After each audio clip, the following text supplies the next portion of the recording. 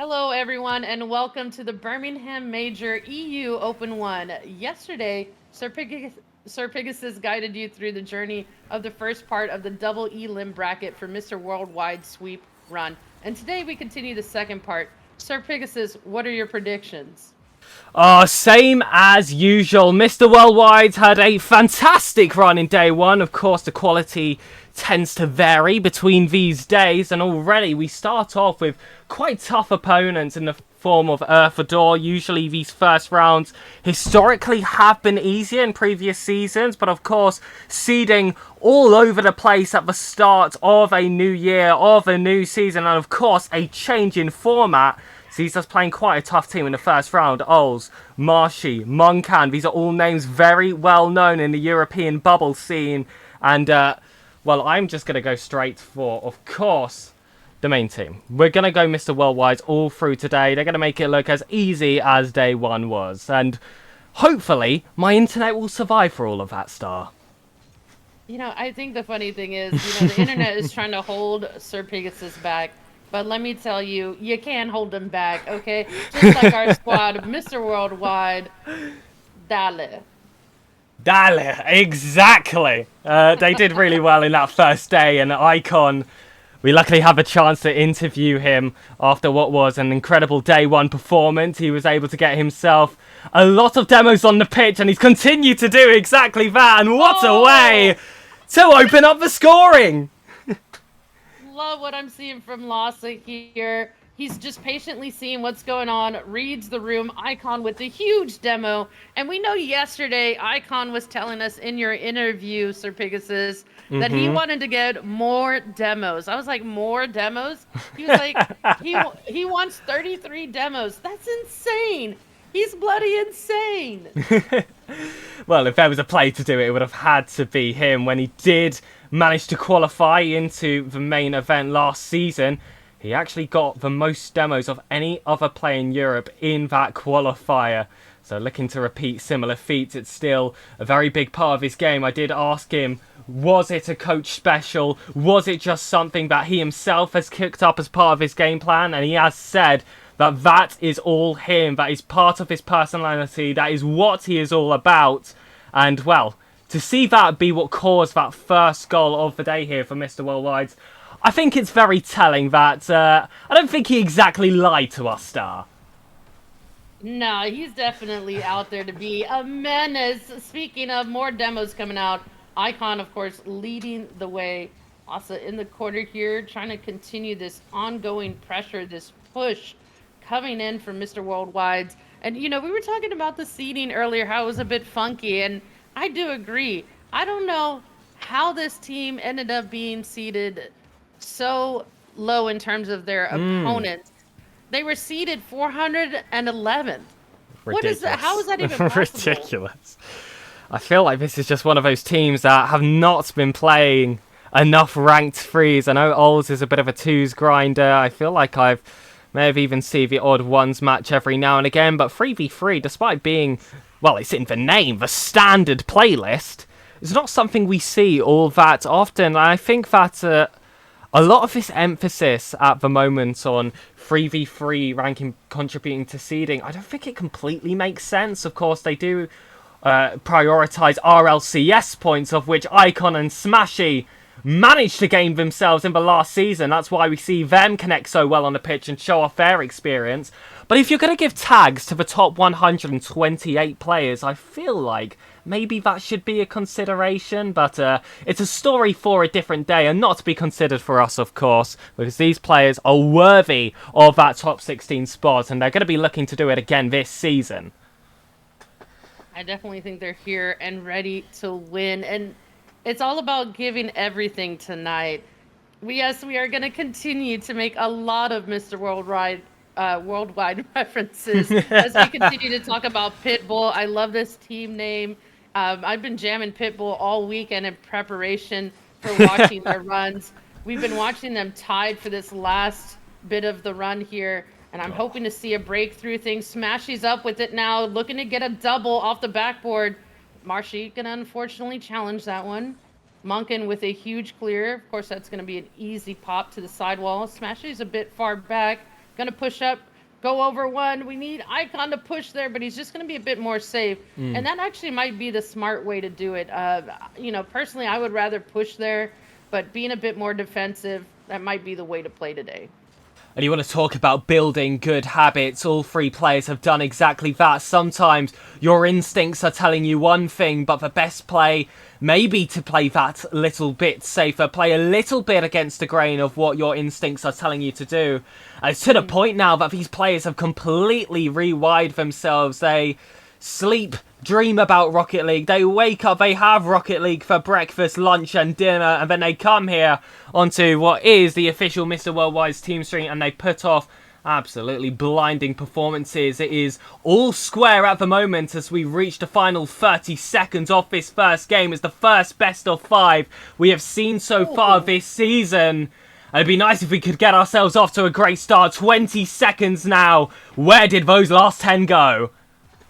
It's just zooming by. I like how close this matchup is. So again, definitely, we talked about the seeding earlier. It's definitely wrong. Ain't no way that this seeding is accurate with Erfordor at 411th in seeding. Whoa, is that going to be a shot for us? Maybe here, the pass center. Lassa throws it, but it is saved away. Monken killing our dreams here. I don't want to go to overtime, SirPigasus. It's not good for my heart. We have so much Rocket League to watch today. I've already got panics from my network provided, and the players have to cause me that as well. No, they don't. Get it done nice and quickly. Not too much overtime stress. 9 seconds, and we are through to game 2 with the advantage. I don't know why we were on a roller coaster ride with the throw it back handy. Well, we knew this was gonna happen. Come on, this is Mr. Worldwide. We're talking about Lassa, Icon, and Smashy, and they just, again, crushed it. All 3 of them have played in EU RLCS before. All of them kind of hovering around on their second day in the middle part of things. So I want to continue to see them do really well. I want to see them stay in uppers the whole way today. And that's going to be a bit of a battle. I think they can get it done. Don't worry about that. But when we look at how they're running things, they're just doing phenomenal. There were a bit of double commits in certain spots, but nothing too much to worry about. I think they have a good head about them. It's clear that their mental and their comms are up today.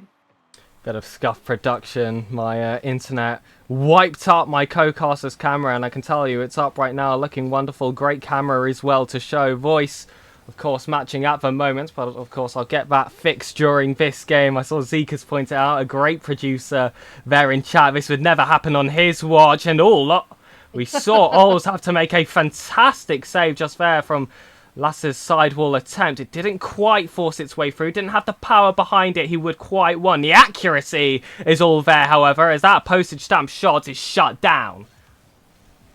Yeah, Smashy now trying to take his run with it. Fakes out one, pops it high, pops it to Lassa. We can see the clear coming off in the corner here, looking for more attacks. It's coming in. Icon, Lassa now with it, trying to continue to be menaces, trying to be literal demons on this pitch, and they're getting it done. They're continuing to leave Erfordor without much resources, and it's continuing to be such a struggle for them. I kind of feel for them a bit. They're taking on all this heat, and we're not even in a kitchen. We're on a soccer pitch. Oh, so much action going on. It's soccer over here. No football puns that can be made with vehicles. So I'll tell you what, I'll let you off for that one. Here, Icon passing it to Smashy. That's a quick counter. That's how you get the job done. Few seconds gone by. Don't need to mess around with time in the other half. Just send it along. Get the job done. And, well, it makes me think of one of my mentors here in the casting scene. He would call that Brian Clough ball. Just whack the ball upwards and see what happens. Let's go. That's how we're getting it done. You know, yesterday everything was about 2-0 sweeps. Today, they're clearly having to work a little bit harder, but they still have a good head about them. They know what they're doing.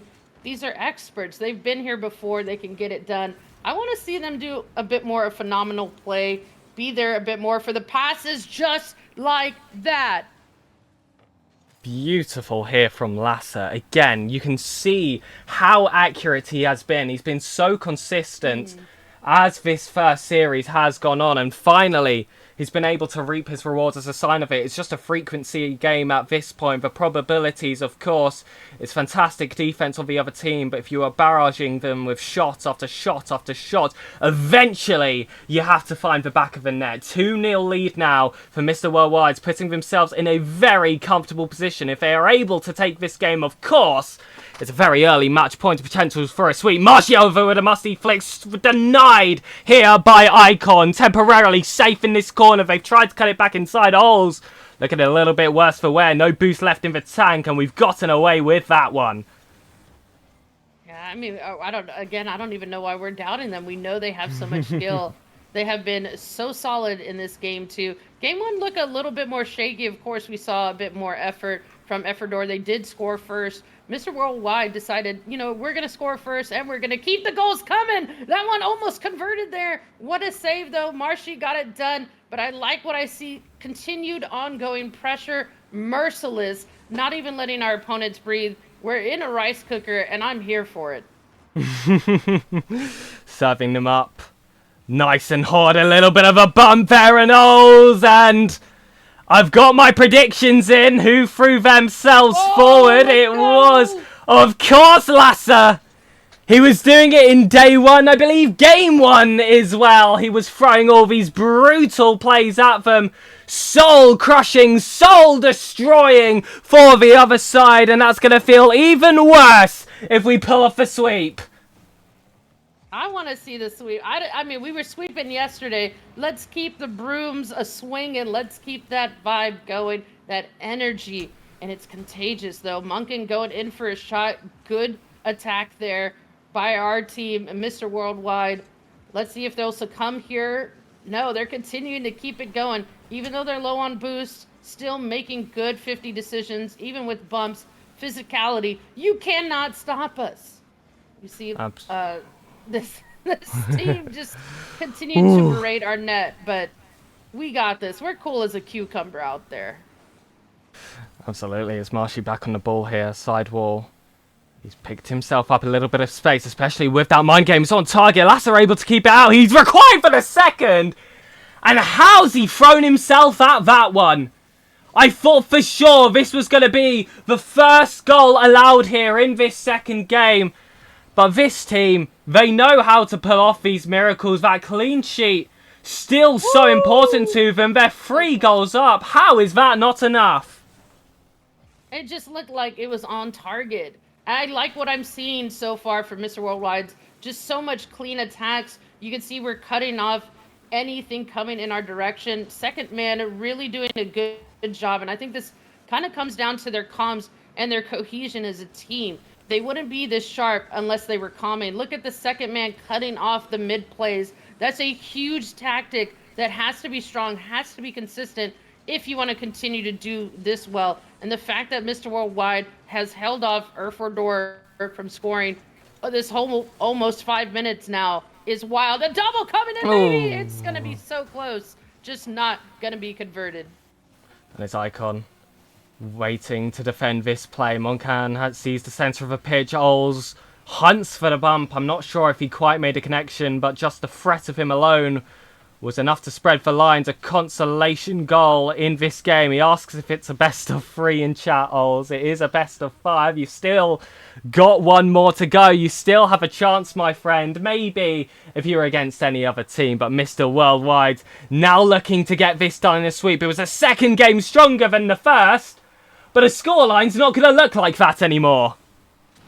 No, look at the good plays. We got to call that what it is. Erfordor, they had a good play. 50 went their way, and then they just had a teammate there for the follow-up. But, we still took the dub. That's all that matters. We had to give them a bit of hope, SirPigasus. We're not trying to be out here and end careers. We're not trying to, do this to this man's family like that. We are still trying to be nice to them, give them a little bit of breathing room, but we ain't trying to donate the game or anything, okay? We gave them false hope, and we shut it down. Absolutely, and I'm excited to head into this next game now. Lots of expectations they've established after those first 2 performances, looking to get it done in a sweep. We said that this was tough opponents to head into. We said we were unlucky even to get a team that I would say is so underseeded, but Mr. Worldwide's not making this team look really all that special. Managed to tear them apart, especially in that second game. Of course, the scoreline will say 3-2, but I think it was clear we kind of let go of the gas a little bit in that final minute. It definitely wasn't our strongest moment, but now, fresh out the gate, a 0-0 scoreline at the top of the screen, we are back to seeing the full potential of this roster. Full potential. It's all about challenging as well. Making sure you get things done accurately. I was a bit scared there as the ball dropped center. You still see a lot of pushes coming in from Urfador. Thank goodness, though, none of it going their way. Good moment here for Icon. Maybe we'll see someone up a second man. A huge miss. Not an opportunity you want to see for Urfador. Challenged by Icon. On the side now. Urfador with it. Pop sender. See, I like what I'm seeing. Again, we are just not giving them all that space. And I say that. What a save. Oh my god, I What thought an elbow a was save coming. from Smashy. Oh my goodness. They held I'm it having so a heart tight. attack. And then as soon as we get an attack, it's just over, Star. It is so quick. It's so hard to keep up with if you are the defending team. And it is exactly like what we saw in that second game. Knock the ball up, have a player prepared, have some confidence, have some accuracy, and you are unstoppable. Mr. Worldwide's again opening up for scoring as they look to secure themselves an opening sweep. A lot of teams dream of this type of play right here. Anytime you can take an opportunity that was going to convert to your net and find a way to break away and just turn it into a goal for your team, that's what good Rocket League is about. It is very hard to do sometimes, though, especially when we continue to see Mr. Worldwide in these weird moments where they're low on boost. But they continue to get these Wara saves and continue to keep us on the edge of our seats, on the edge of this ride, and I'm just here for it.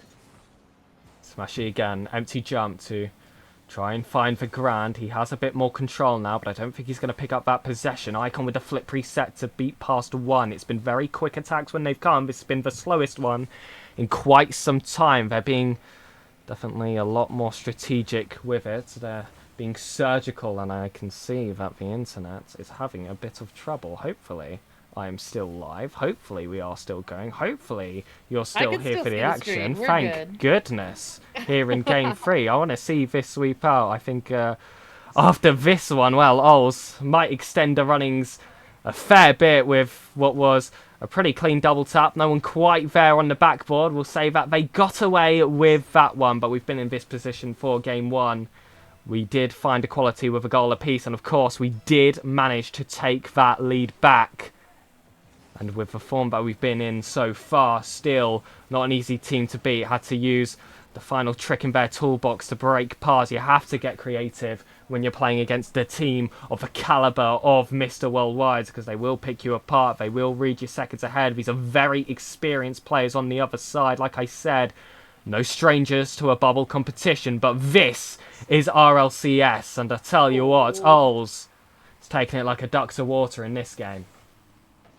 Yeah, and I think it's just, I'm going to go along with the whole theme of they're still allowing their opponents to think they have a shot, an opportunity. There's nothing we really got them right where we want them. Exactly. We got them right where they want them. They think, oh, we can ease up now that we've scored the second goal. We're in the lead. We're up by 1. We have some breathing room. But with 2 minutes left and being down by 1, come on, anybody can turn that around.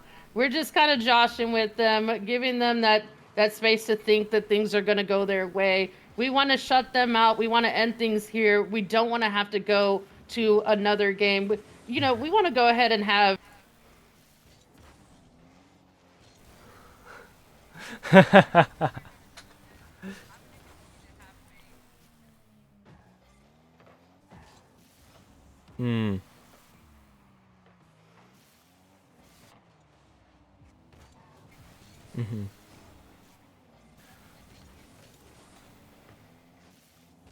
Yeah, and of course, on top of that, Oles has been having a really good game. He got himself 2 pretty fancy goals, and in the midfield, he's been a little bit of a menace. So Dermo coming out as revenge for what Lasser landed, still, temporary 2v2s.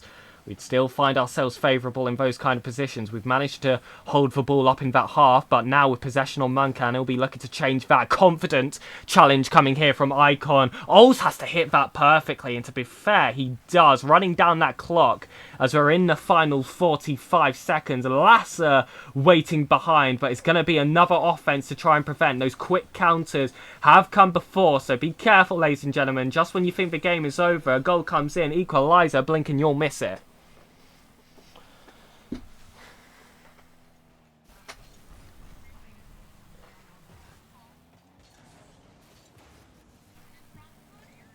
Ooh.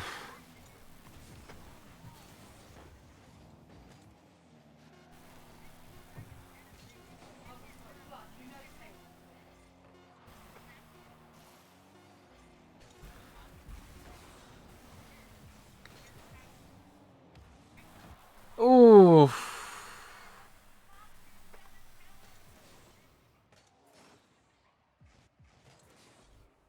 And well, ladies and gentlemen, it happens occasionally. You've got to drop a game sometimes. But what did we say? We've got them right where we want them. But, I mean, let's be completely honest here, ladies and gentlemen. It was a really good game, especially from Oles. You have to give credit to the other side when it comes. But we won't let them hold that for much longer. Now is my test to see if my camera is working. There she is!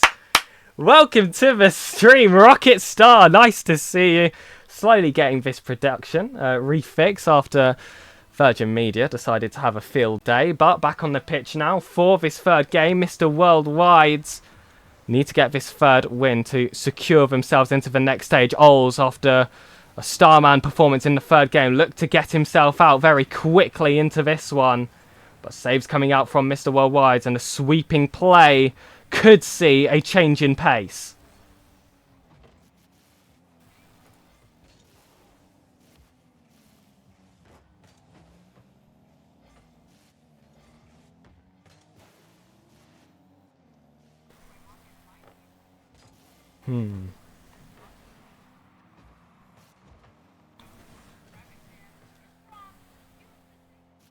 Oh.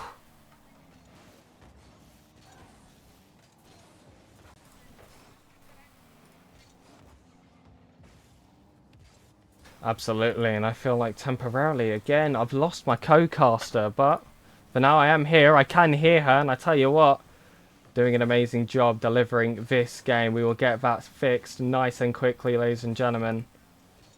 As of course we do want to see this game unfold. Can I have a bit of a mic test? Icon setting it forward. He wants to get that second touch right behind.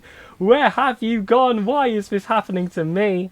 But Muncan clearing it on that back wall. He'll look to go alone as Lasser trying to hold him out at that midfield line. They cross through, but Icon picks it back up himself. Lasser in field, sees teammate Smashy, will end up blocking the play himself. Still, there was an opposing player ready there to do so. It was a dangerous touch there coming from Muncan, but the perfect positioning still allows this one to remain out of their net. Smashy wants to go alone. A little bit of a helicopter reset, but still can't find that breakaway through. Neither team have managed to do so far. It's 0-0 on the scoreline. We're looking to find that breakaway, and Smashy might have just done it.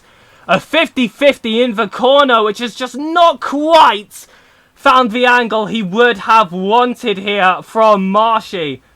That one is unfortunate. It's not what you'd come to expect here, but like we see in chat from the manager himself, the 1v1 GOAT shows why he's a master of the playlist. 50-50s, 90-10s when you're against him. Very high level opposition, but nothing compared to our hero, Icon. Looking to prove why he's exactly that. Smashy looking for another one from the front right of the pitch still.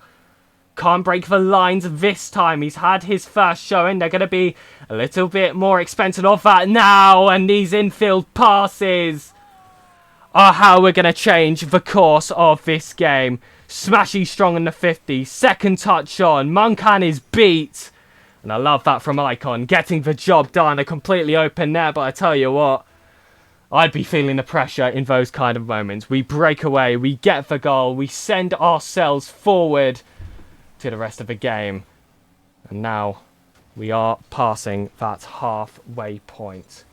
And you can start to feel the tension increase, especially if you're a fan of our opponents in this game. I'm sure we've probably had some people going over. And hopefully my Cocaster Rocket Star has returned as I have clicked a few buttons here. Rocket Star, how are we doing, my friend? How are we feeling, Chad? Hey, there we go. Alive. There we go. I'm back. I'm back, and so is Mr. Worldwide's with these 2 goals. It's like if I was muted, everything is going well for them. I feel like I'm a jinx at the moment. I'm just laughing at myself. But here we are back on that. But like what I'm seeing, we are unstoppable, unbeatable, and dominating at the moment. Ooh! Massa! Once again, we have turned the tide and left a sweep against this team. Again, we talked about it, right? We had to give them a bit of some doubt, make them think they might beat us, you know. But there we are, crushing their dreams, and I say that with a smile on my face, because we are Mr. Worldwide. Ka-chow! Ka-chow! Of course, and we've got to give them that, you know, bit of confidence as well for the lower bracket. We've got to give them that one game. I'm very confident that now we should be able to take this one forward. We were able to score 2 goals of the second game in the final minute. This time, we're going to have to up it even more, ladies and gentlemen. Please tell me if all the audio is looking a bit better now. I think the network is starting to centralize itself just a little bit. I think we're fixing up and we can have an excellent rest of the stream. The performances have been amazing, and I, of course, want to give them the broadcaster match. Smashy abandons this one. He can play a bit more defensive now, but I see that backflip from Lasso, which could cause some issue, but he's been able to race that one back. But unfortunately, the infield pass came eventually, and I feel like it was a mistake which didn't create immediate problems, but it built up as the play progressed. It is 1 goal closing in now, a 2-goal difference between these 2 teams. 44 seconds to go. My confidence still high, but enough to give me a bit of a wobble. A bit of a wobble, but not any wobbling happening on the pitch except for that goal they allowed. And again, we talked about confidence and ending careers. We're not out here trying to do that. We're still up by 2. 30 seconds left. We're going to try to keep this as much on Efferdor's side of the pitch as possible. Going to continue to try to cut off things. There it is. Smashy has an opportunity. He has no boost, though. He has continued to do the unthinkable. Just continue to play without boost. And it's really difficult to get plays going your way. But with time ticking and the way Lhasa continues to keep things going forward, we are going to end it here and crush Efferdor's upper bracket dreams. Well, what a performance. They were able to do it in 4 eventually. We see the players swiftly leave the lobby. Is my co-caster there? Yes! We're getting there. We are getting there. Top of the screen, you can see it. 3 highlighted blocks. That means game, set, and match. We go to upper round 2. And we are going to face, I'm pretty sure, the opponents we expected to see. It was Sick versus Ball of Duty on the other side of the bracket. A lot of us here at Mr. Worldwide did think that Sick likely had the advantage in that game, and the seeding would say so as well. I believe we faced them in the next round. I think someone came in and said earlier that that is in fact confirmed. And when I was interviewing Icon yesterday, I told him that this was the team we were likely going to face in that second round should we win that first game. And for those that don't know who Sick is, this is a roster of Beastie, Chippy and J-Waits. They play a lot in Benelux tournaments. I believe they actually won the most recent Winter Showdown. And of course, they're an organisation which is no stranger to competing in the bubble side of RLCS as well. They are honestly a fantastic team, but one that Icon says he has never played before. So the first time being in the most highest pressure situation you could be, RLCS in the greatest region in the world, it might be a little bit of a challenge, but Icon said he's got one of the strongest mentals in the community. He's not going to feel the pressure, and I'm sure his teammates will not either, especially with the backing of Nordic. Yeah, Nordic has done an amazing job. You can tell that their comms are crisp. You can tell confidence is crisp. And it's not always that one coach is going to give you all of that, but I can tell he's giving them good mentals, especially when this is a younger team.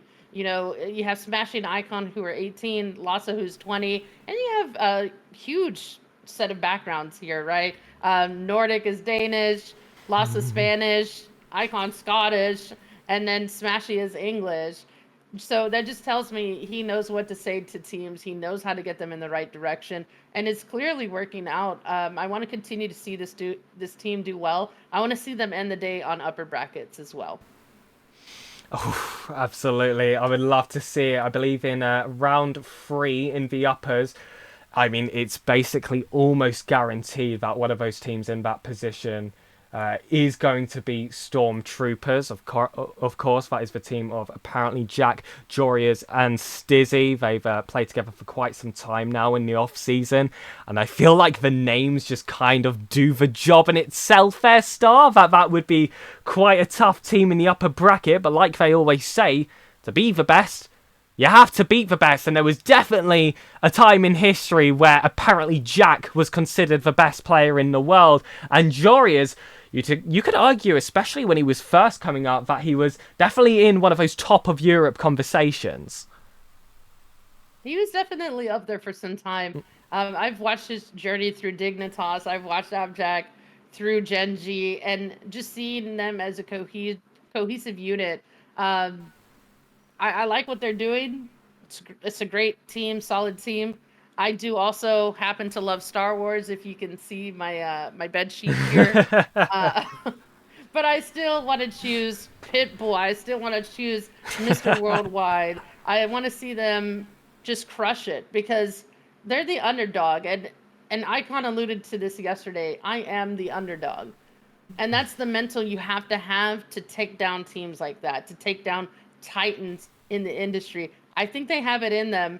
And let's face it, it's Rocket League, right? So I think it's time to see some new, younger blood kind of take over those who've been kind of holding the leads for a while.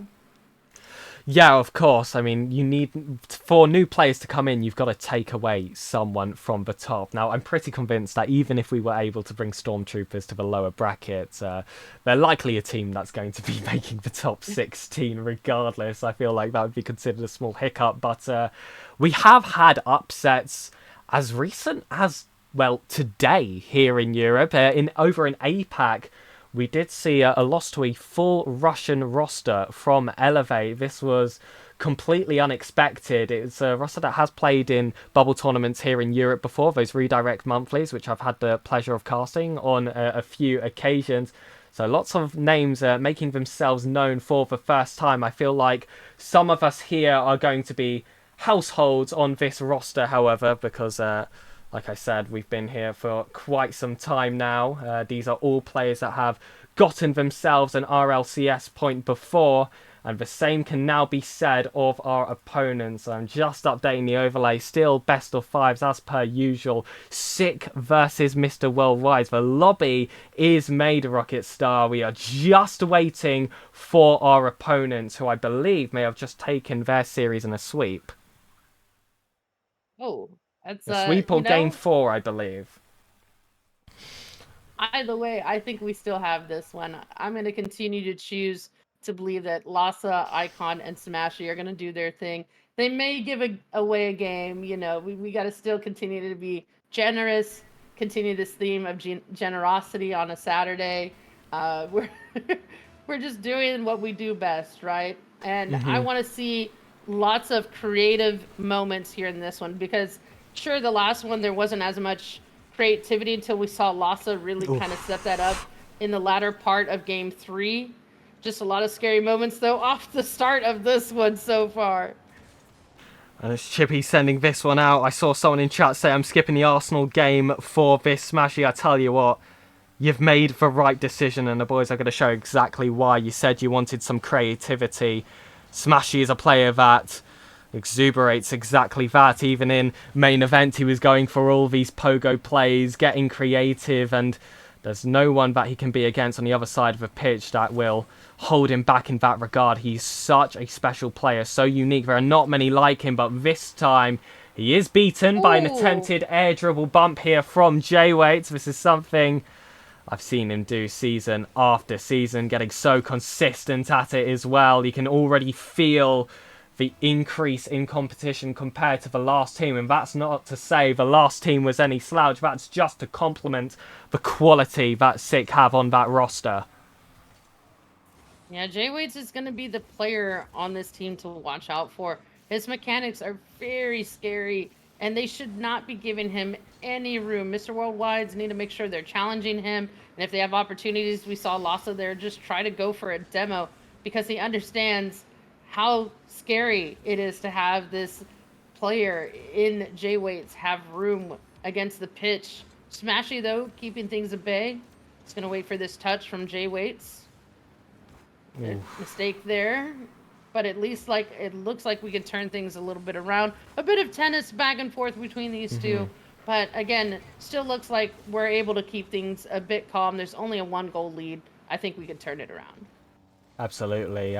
The best of times, these two teams can be so solid. That's what happens when you get two very consistent rosters against each other. Mistakes will not happen all that often. You need to make the most of it when those openings come. We've shown ourselves with the quick counters in that last series, and well, if that doesn't work, you need that creativity. You need those demos, which Icon has already landed a few in this match. He said he'd be going for exactly that yesterday in his interview after what was a very successful day. It hasn't quite been able to get him that opening goal yet, but it has definitely helped us maintain some of this forward pressure we've had for quite some time now. Pressure is always the name of the game, especially in Rocket League. It's also about making sure you maintain your boost, because if you can't get that done, it just slows everything down. We see that now Chippy's with it, trying to slow things down. Out of boost, allowing his teammate in Beastie take over here. Some good patience coming in from Mr. Worldwide. You can see not everyone is just jumping at the opportunities. That back challenge there, not what I wanted to see from them though. But again, it's just about making sure there's no triple commits. I think that's the most important thing. Just continuing to keep comms alive and keep them up. Yeah, I feel like SiC are doing so well to put Mr. Worldwide in these awkward positions here in defense, but they've managed to hold the fort so far. J-Wait's looking to find Chippy. Lassa will have that one blocked. Big neutral demo coming out here. Temporary 2v2's broken by a heavy ball forward. Straight off the respawn, Icon having to just reverse himself to get that perfect first touch. Now it's Beastie trying to hold a 50-50. Smashy breaks his way through. We spoke about his 1v1s. What about his 1v2s? And we are back to equal. I knew it wouldn't take too long. We saw a great flick there and a follow-up touch. Smashy with a solo play. One for the ages to just take it all. And like I said, we've seen this a lot from Mr. Worldwide. They can play as individual units because they're all very mechanical. We've definitely seen more mechanics come out from Lassa and Smashy. And then Icon's that really good, solid third who can be disruptive. And that disruption continues to help them just continue these leads and these comebacks. They're going to continue to need Icon to maybe be a bit more disruptive. If anything, he's been a bit too respectful, but Lassa is able to score a goal off of some of this play. And that's a lovely pass there coming from Icon. The bump to follow as well to knock out Beastie. What a way to put yourself back into the lead. And it was a game which was looking concerning for quite some time. It definitely felt like in that first half, if anything, SiC had that advantage. And I wasn't just talking about that goal lead they held. They had the pressure as well. They were putting the players in awkward positions. They didn't concede a second whilst that was happening. Lassa with a bump, making Beastie awkward. That shot has to be on target. Crossbar hit. And they get away with not conceding a third. Mr. Worldwide, however, picking up the pace at least. Once that accuracy, once these fine margins are just about taken advantage of, we can definitely take a highly increased lead. Maybe we can look for more than just a close out Game 5, especially if we want to go on to face Stormtroopers straight afterwards. Yeah, I want to see them face Stormtroopers because I think they have it within them to at least make it a really good run. It's not going to be anything where they're crushed or anything like that. Good save there by Sick. They got lucky is what we'll say, though. But let's continue to see Mr. Worldwide shut this off. Let the ball continue to drop. Smashy going for a last-minute goal attempt, though. But Mr. Worldwide do take the first game, and I think that's how you need to continue to do it. Make sure you get the first goal. Do whatever you can to get that first goal, and that'll give you some breathing room, and then just move on from there.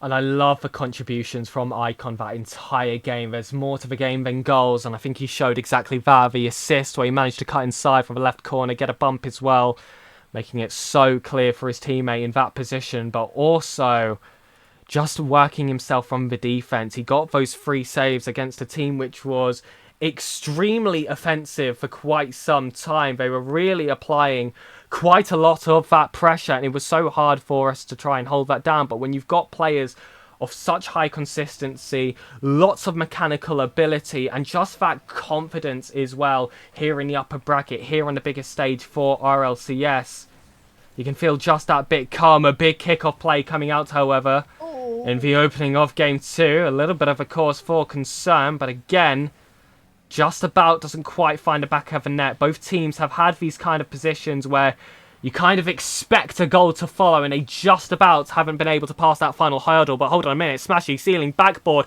a master of all dimensions off the pitch. Can't quite find the target here, but we start to see that creativity he's known for start to introduce itself into the series. I think as a team, they're really showing their IQ.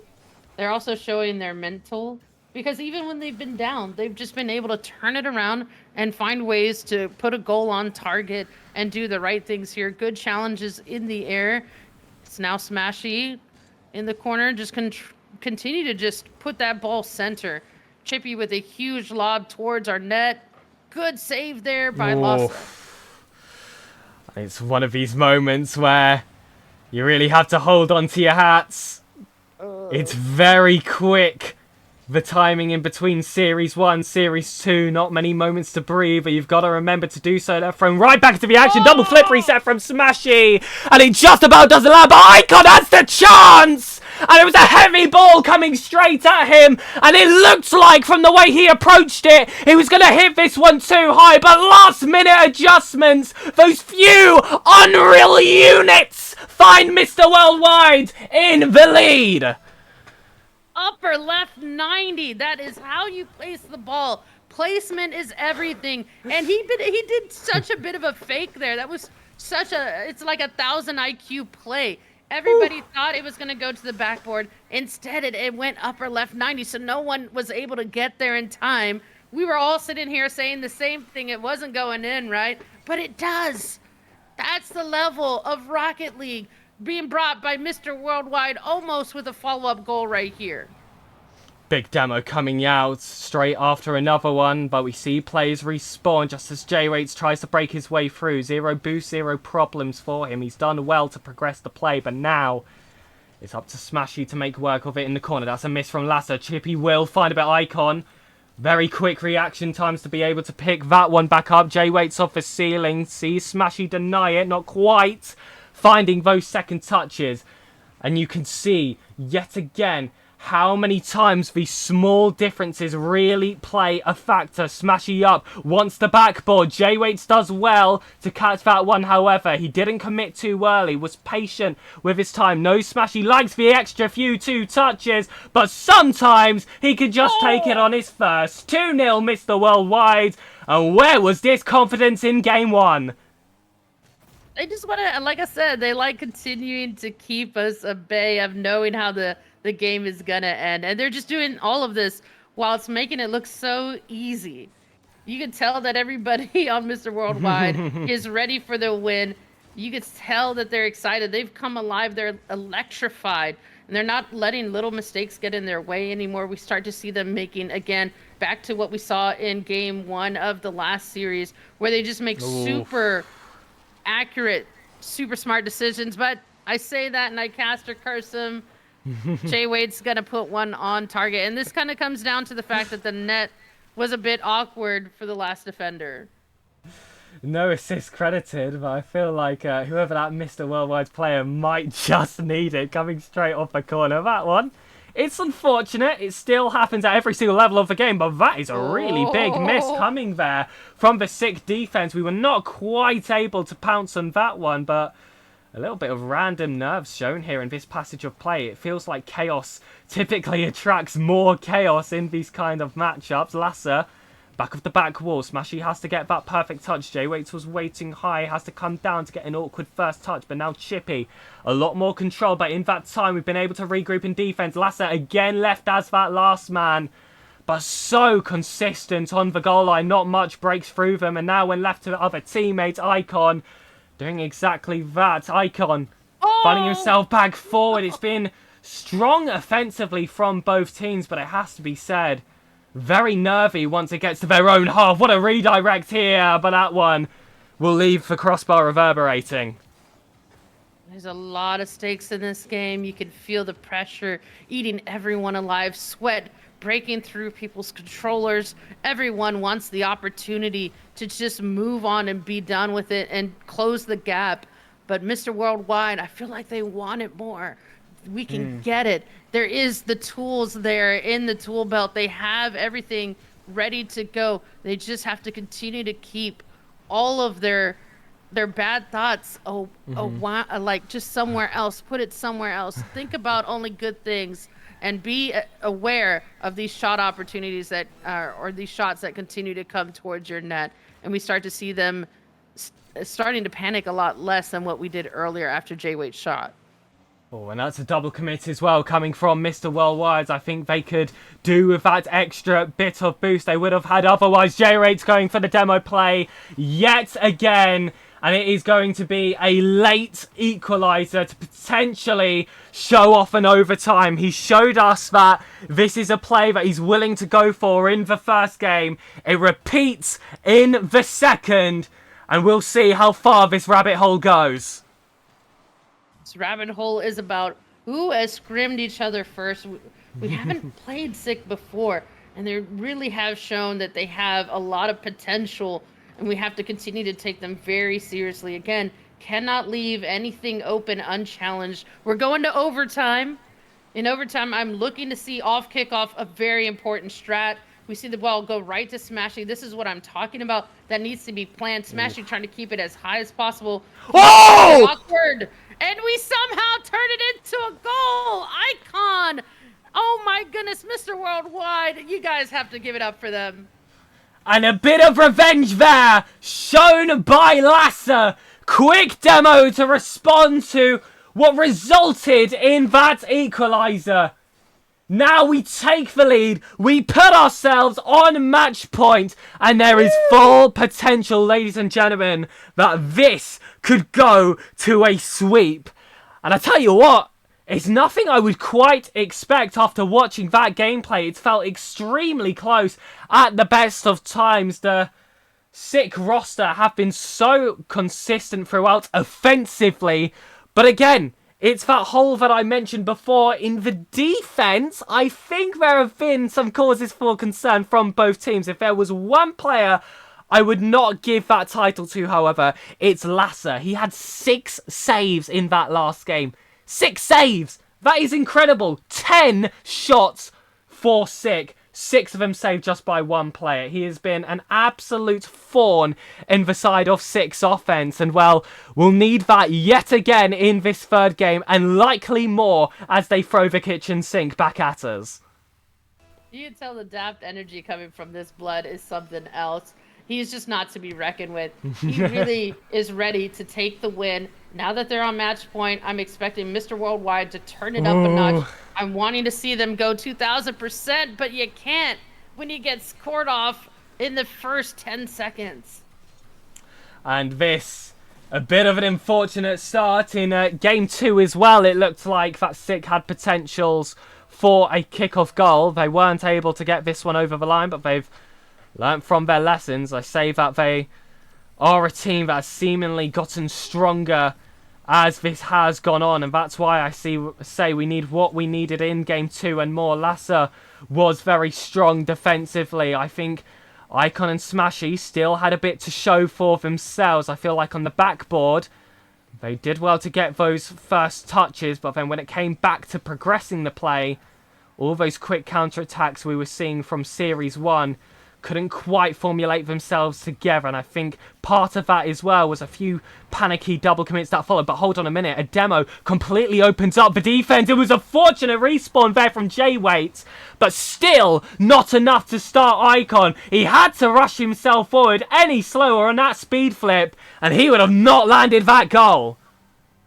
No, but again, this is about knowing exactly what to do and when to do it. Mr. Worldwide continuing to just lead this storm, lead this whole revelation push going on right now. They're tied right now. I think they can break this. It's just about being a bit more calm and again continuing to cut off second man. Scary moment there as Beastie has a clear shot, and I talked about second man needing to be there, to be present, to cut off plays, and we just had a bit more pushback, but now we're back on the offensive push.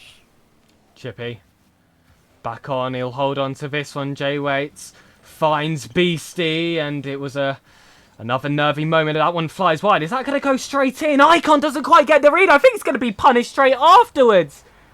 And it was ping pong Rocket League, backwards and forwards. It felt like both teams had their own turn at an open there. Chippy, I would say, had the harder chance. And, well, it's an unfortunate way to concede. It's an unfortunate way to lose your lead as well, but not even towards the halfway point. Only 1 minute and 30 seconds gone.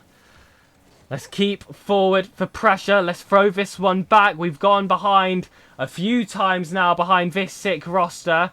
We've shown that we can turn ourselves around. Icon especially saying he's not a player to feel the pressure. I want to see him get himself a goal, perhaps even assist in this following play. We continue to see this ball drop. Sorry, I had to get a Mr. Worldwide reference in there. I like the challenges I'm seeing. I want to see some passes coming in, some more creativity. Oh. There it is, a good pop, a good challenge. Oh! He's made a shot. There it is. Ready like Rodman. Ready on deck. I like the passing play. I want to see more of it. I want to see more aggression.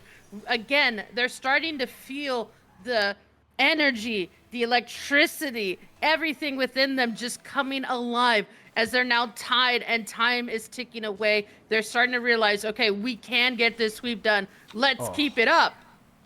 And again, it's that assist from Smashy, the creativity again to just hold himself back so deep to get a delayed 50-50 to keep that one forward. And of course, Icon, Fox in the box, perfect place, perfect time, perfect placement to get himself that equaliser. We're crossing the halfway point now, and well, it's going to be squeaky bum time here for Sick. They need to survive in this game. This is match point here for Mr. Worldwide. That clock seemingly running down way too fast for both of them. It feels like we're getting even closer to that golden goal time. I still think we've got maybe a minute and a bit to wait till we're definitely at that point.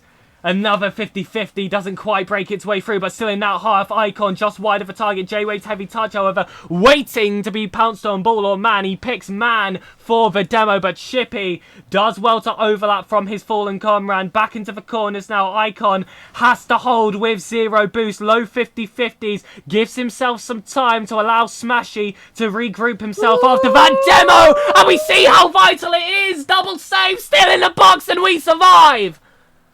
We are just insane in the pitch. Can Icon convert this? Oh! What a save. Unfortunate moment for us. But we're going to keep pushing. We're going to continue to stop this push coming in from Sick, and we've got this in the bag. We just have to keep our heads rash and just continue to make the best decisions here. Maybe a demo. I want to start to see physicality. It seems like it has gone away, and physicality we know really works against this team, against any team. I want to see Icon do what he does best beyond the mechanics, going for the demos, but maybe there was an opportunity there. Still not enough with all the physicality on the back line.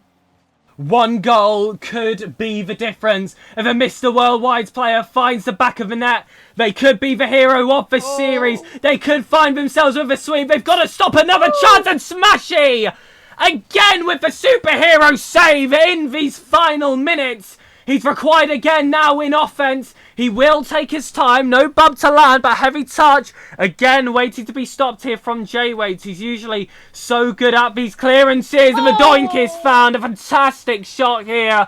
Just shy of 20 seconds remaining. Sick regain the lead. It's a well-worked play. It's one completely out of nowhere, but that is exactly what is required in these kinds of circumstances. 21 seconds for Mr. Worldwide to try and get this one done in 3. The first series was 1 in 4. This is tougher competition, but just a match. You can tell we've upped those levels. Icon, 10 seconds left on the pitch here. The yellow text covering a bit of their screen. Will it cause further pressure? Demos landing here from Lasser.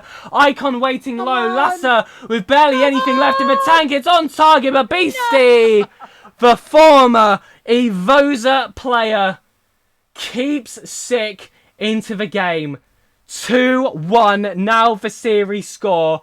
We're gonna have to start back on 5 minutes. 0-0. Square one. Sick with an extra bit of confidence as well.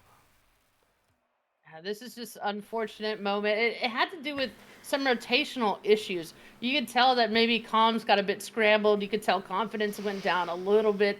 And I think it kind of really started off with some of the moments where J-Wait had just all the room in the world and was able to get shots. And if his teammates are making really great decisions in where they're choosing to be, they're being really forward, and we should be taking advantage of that, because when they're on offense, it's seemingly like no one is back most of the time on the side of Sick. That's what I'm noticing.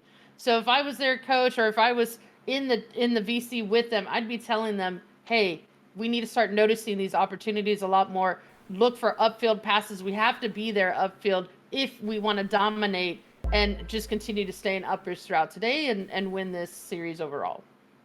And you can't deny the performance that we saw from the likes of Chippy last game as well. I know J-Wait's got that final game winner, but I mean, when you have a team of such capable players, it can be hard to pick a favourite every now and again, and to go above and beyond and to beat a team like Mr. Worldwide, it requires a more than just special performance. This is the best region in the world. These are teams that are going to be competing for the top 16 for the remainder of the season. It is one of the most competitive seasons as well, I must say. I feel like I think about from 12 to I would even go as low as 24, 32, maybe a bit further. There are so many strong teams. Predictions are, I think, at their toughest for anyone. If there was Fantasy Rocket League, I'd be pulling my hair out trying to pick a team before we get to those main events, because I feel like we're going to see a lot of high-profile players not making these top 16s, and that is going to be really tough for a lot of these players. It's gotten more brutal than ever. I can imagine it is so tough as well for these organisations to try and pick a team. But here we are, August at the moment, looking to prove ourselves, and it has to continue at this point. Game 4 begins. 0-0 is the scores. Both these teams barely having anything between them, and well, both teams will want to up their performances because Stormtroopers have already guaranteed themselves to be the opponents in uppers next round. You know, and you brought up such a great point. EU is the best region in the world, and I can say that even though I'm in Texas, even though I'm in a, I can say that great moment there for Sick. I don't want to see them continue to get these opportunities. We have all 3 members of our team back. We should be having people challenge early. That is the name of the game. And it looks like Mr. Worldwide is choosing to be more defensive. And it may be working against them. It is, as Chippy takes full advantage.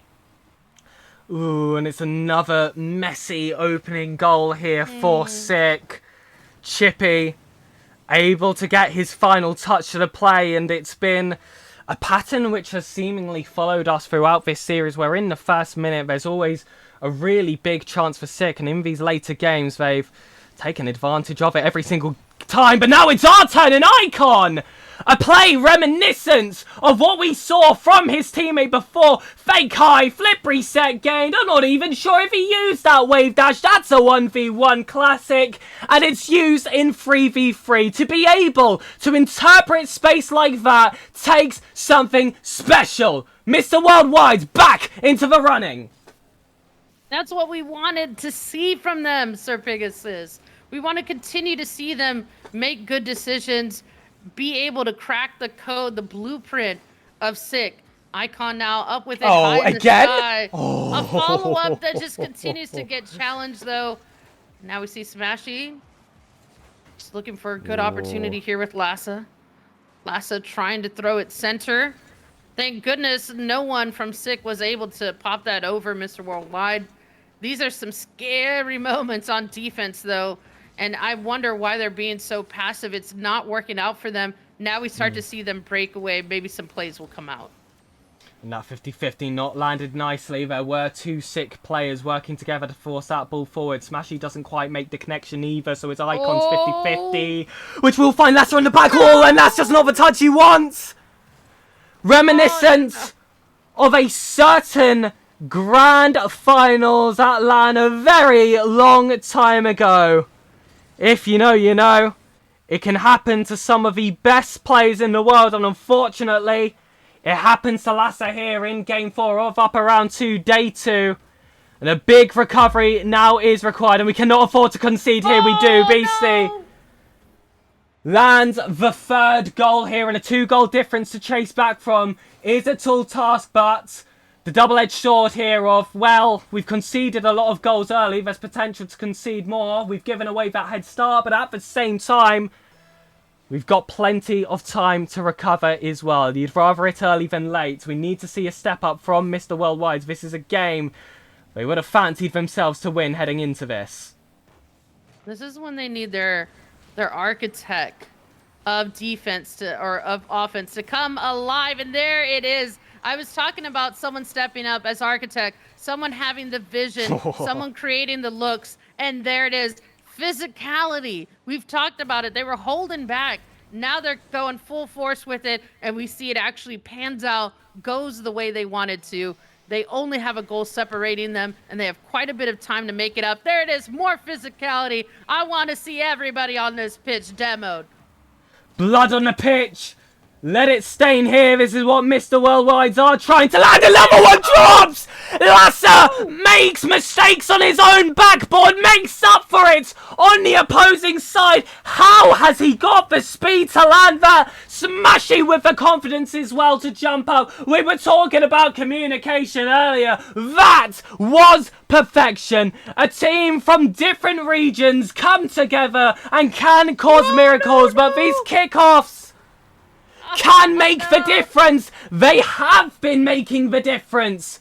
Sick. Take back the lead. We know we can make a comeback. We've seen it all before. Plenty of time left, but I feel like we're just going to have to settle for the constant, heart-skipping, high-scoring affairs here in Game 4.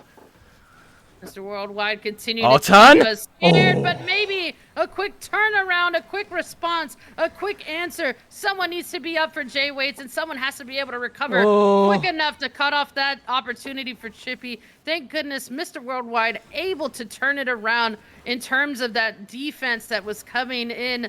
And I just am so nervous if the most minor mistake happens. I feel like their mental may be shot. Demo's coming in the opposite direction. Sick now leading the charge on that. And maybe we'll see an opportunity open up here, but it's cut off quickly.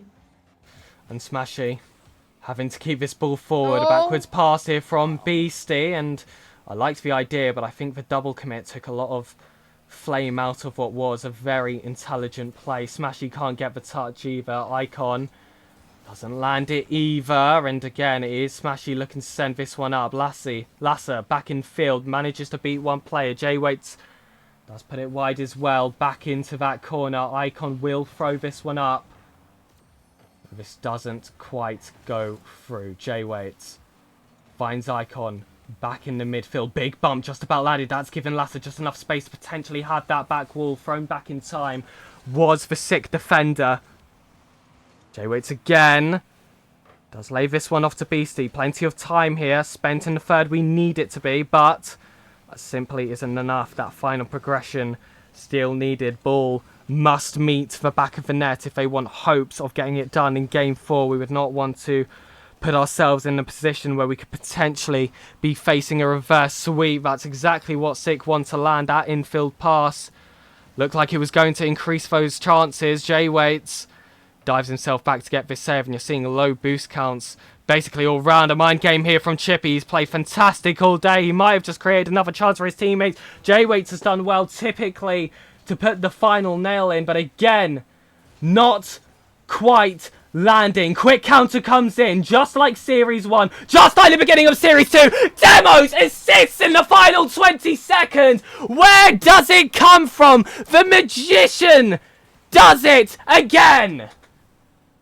The artist, the absolute master of surprise, the master of enigma, Mr. Worldwide's coming together, getting this tie is everything. And again, I've talked about Demos leading the way. Another! Done. Oh! Almost done right there, but instead it is cut off last second. Can we see a last minute push convert anything for Mr. Worldwide? It's now on their half. They have to make sure they drop it here. I would not allow any room to Chippy at all here. Still up. Smashy there.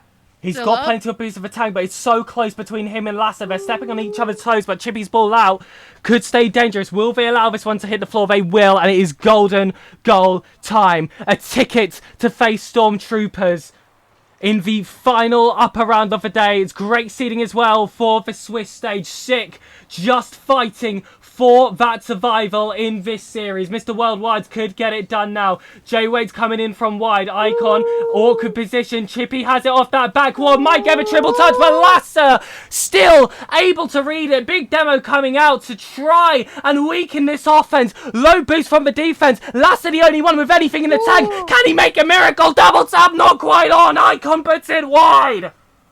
My heart is racing. My heartbeat keeps dying and going up at the same time. I don't know what's happening on this pitch, but you can tell Mr. Worldwide is starting to feel it. They're starting to realize they can definitely take this. They're going up high in the sky. Ooh, unfortunate moment there for Lhasa as he seems a bit confused. Smashy back with Lhasa now cutting off the midway play.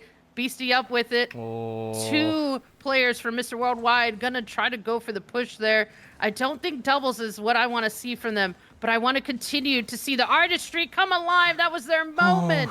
And it was once again cut off by Sick, who have a shot, but it's my off. goodness. My heart cannot take it. Ladies and gentlemen, this is your reminder to breathe. You don't have to hold your breath. You're not here on the pitch. Stay focused, have faith in the team. Lasser with nothing in the tank. You can see that the boost usage has increased from both teams. Counts usually lower than normal. Smashy's there in field and it's over! The 9th goal is golden. The 9th goal is platinum as we go on to play Stormtroopers. Mr. Worldwide's progress. Let's go! Let's go! If you didn't believe in Mr. Worldwide, you do now. And all I ask you to do is just say abject who. We talked about earlier the type of lineups that we would expect from EU RLCS, and we've seen so many weird. I say weird, but they're great for the scene. So many really great legendary teams coming together, especially for Vitality, especially as Stormtroopers. 2 players from Dignitas teaming up with a player from Gen G from NA coming back home. So much competition out there. As you said, even top 32 is going to be super, super scary, as EU is the top region in the world. We know this. It's not even a fact. Don't, my NA friends don't hate on me. I'm sorry. But listen, there's so much skill out there. And I wish we would have seen this kind of push happen before we made it all the way to the end of the best of 5. But at least it happened. At least they get their opportunity at going against Stormtroopers, and I'm hoping their kickoffs start to look a lot sharper. Well, we spoke about the 1v1 caliber on this team. Apparently, I think someone mentioned that Lasser is perhaps not best at it compared to the other two players. We complimented our very own at being so strong at it. I tell you what, we're going to be facing some of the best 1v1 players in the world in history. Jorius, definitely a time he was up there. Certainly best in Europe, certainly best in the world, and apparently Jack. He was the best in the world in 3v3. He was the best in the world in 1v1. He is a multi-LAN champion. He has conquered multiple regions. A former Dignitas International. Can I give them much more of an intro? Do I really need to? I feel like I read off the names on that list and, the stories behind it just to enough. And as their alternate as well. Star, do you know who that alternate is? Looking at Start GG, their alternate is Violent. Well, that's their coach. Their coach is Violent Violent Panda. And I would Indeed. assume Violet Panda is going to be their alt. That is a great alt to have. Insane. Violent Panda has been coaching this team, and I would love to see him on the pitch. But, this to me is two very seasoned players, and then Stizzy's kind of coming into the play. I mean, that's how I'm Yes. looking at this, right? Stizzy's kind of much newer. Abjag and Joras have been around for so long in the scene. This is the number 6 seed that we are facing. And then if you remember, Mr. Worldwide is coming here as being the 27th seed. So we're going to have to not just play twice as good, not even 3 times as good, not even 4 times as good. We're going to have to really go out and do times 5 our usual performance out there if Mr. Worldwide wants to shut down Stormtroopers. And that's really going to be all it's about. I want to see, just Icon out there demoing everybody. No resources for everyone. I think that's Absolutely. always my greatest strat. And it works, by the way. Coach Rocketstar here. I'm going to help you out, okay?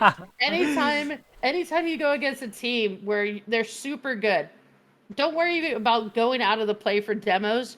Just steal all the resources. Even if it means your teammates have to rely on pads, it's going to slow down your opposition a lot. And then if you have someone demoing when they can, everyone really trying to pay attention to demos as they come out of the play, it'll do you a lot of good. I've taken down some good teams before with that strat. And of course, it gets more valuable the higher caliber your opponents are as well. I tell you what, knocking out SirPigasus in a 3v3 lobby isn't quite as impactful as taking out multi-land champion, apparently Jack. There are kind of levels to this game here, and, not having him on the pitch just for those few seconds can be just such a moment of relief, especially with how much pressure he can apply. He's got a reputation now for being one of the most intelligent players in the scene, and that is, on and off the pitch as well. He's got a great mentality behind him. He's very he's got a very good reputation for that, and now that he's got the likes of Jorias next to him and Stizzy as well, who is a big up and comer, I feel like it was a player who deserved those opportunities a little bit earlier than he did, to be completely honest. We've got a Stizzy that has been cooked up, locked, loaded for so much time now, and finally, he can exit the chamber, the trigger can be pulled, and he can show himself just to have that gun jam against the mighty Mr. Worldwides. I do think Mr. Worldwide just needs to put on some Pitbull, come with 100% confidence, and that's how you do it. And again, use my strategy. Confidence is king. We talk about how you're playing on the pitch, but none of that, it all has to start with how you started your day. Did you get a chance to get your full sleep? Even if for you that is 6 hours, if that's 8 for you, getting your usual sleep, making sure you have food before you're playing because you're sitting for a long time, making sure you're stretching in between series, doing something to kind of keep your mental focused as well as your confidence at 1,000%, making sure you stay hydrated. All those things are so underrated. When you're competing, all of those things matter so, so much. And I'm only telling you this as a former competitor that not only that, but making sure you get that practice in. And I want to Yes. make sure that Mr. Worldwides is using all this time that we're talking and things are being prepped for in terms of the game, that they're taking full advantage. And I hope Nordic is local as well. He can, bring out the best out of these players. He's done so split after split now, season after season. Like I said, he's just so incredibly underrated. I think he is one of the best coaches in Europe. He's stuck alongside Smashy, especially, for quite some time now, and you could feel the impact he had on him last season for the likes of La Masia, a historic team that managed to make a top 16, and Smashy played excellently in that tournament as well, and you can see the Nordic buff is well and truly here. And I do just want to set our minds to a different region for a second here. One not actually matching either one of myself or Rocket Star. Asia Pacific, APAC. A European team did compete in it. A few players that not many had heard of before, or the likes of Senza Esports. They took down top team Elevate in a 3-1 Wow. victory. This was Wow. seen today as one of the biggest upsets in any bracket we guess we can see. This is an opportunity to put ourselves amongst those ranks, to take down former LAN champions, coached by a world champion with an up-and-comer and former best players in the world, with the likes of 3 players who have gotten themselves together, have spent their fair share of time in the bubble, and are looking to break their way through. What a better way to pop the bubble than to take on Stormtroopers. Ladies and gentlemen, the lobby is up. This is going to be brought to you by SirPigasus and Rocket Star. Mr. Worldwides versus Stormtroopers. Ladies and gentlemen, we have kickoff. Off to the races we go already. A hot start. As you can tell, the tempo has changed massively. You're not just going against anyone. You're going to have to fire on all cylinders. Double commit's not what I'm wanting to see there, but almost a goal. Abchap left being confused a bit there, as he thought too that would be on target. Lucky for them, it wasn't a shot. Maybe we're just testing the waters a bit, showing them a bit of what we do. Lhasa gonna get a demo there, liking what I'm seeing so far. I want to continue to see them keep their wits about them. Yes, of course. I'm loving the demos and bumps already showing themselves. Jorius not quite making that connection yet. You can already see this initial firepower coming from Stormtroopers. Upjack looking to play inside. Lhasa clearance. It's still central, therefore still dangerous, especially with how good at controlling the ball the opposing side are. Apparently Jack going for those pumps, managed to hunt Smashy, got a touch on Lhasa as well, but that counter-attack does follow. I'm not sure they've played many that have such an unusual style like Smashy can have at the best of times. Of course, there are likes of Joyo who are absolute mechanical menaces, and you kind of expect that from them. They have that name, but when you play against him, you expect some trickery. I'm not sure how much these players are aware of the bubble scene, aware of Smashy. If they don't know him, they're about to get to know him. They don't know what tricks we have hiding in our sleeves. Icon looking to show some, unable to break their way through, but we are currently 1 minute 40 seconds gone. No concessions from either side, but you can feel the tension in the air from the Blues and, of course, in this Twitch chat right now. And I think one thing we have to credit Mr. Worldwide with is it's been 2 minutes. We have not been scored on. We won't be scored on. What a save there. Coming in, Mr. Worldwide still keeping composure and making sure, again, that they're turning everything onto its head. You could tell that they are starting to see a vision come alive, one in which that they perhaps might at least take a game away here in this one. And Lhasa breaks off coming off the ceiling. Stizzy has to get that read. It's a good first touch. He'll follow it for the second. Smashy was lurking in that corner. Plenty of boost of attack. Will send Abjack first. First goal goes in! And it's Mr. Worldwide to open up the scoring! Wow. Smashy off the sidewall. Debates there, then throws it center. We have a double commit. I don't kind of like what I saw. Yes, it worked out. But however, if there was Woo! such a even the slightest pop from the defender, had they gotten it over two of Mr. Worldwide's teammates there, it could have been a goal onto us. Somehow it works in our favor. Let's keep this energy up. Let's keep it alive. Abstract, though, gonna stop all thoughts of that immediately. Well, this is typical. He's wearing that tag, RLCS, full major champion. He's, of course, going to get that equaliser. No stranger to falling behind early, especially against teams perhaps he shouldn't do on paper.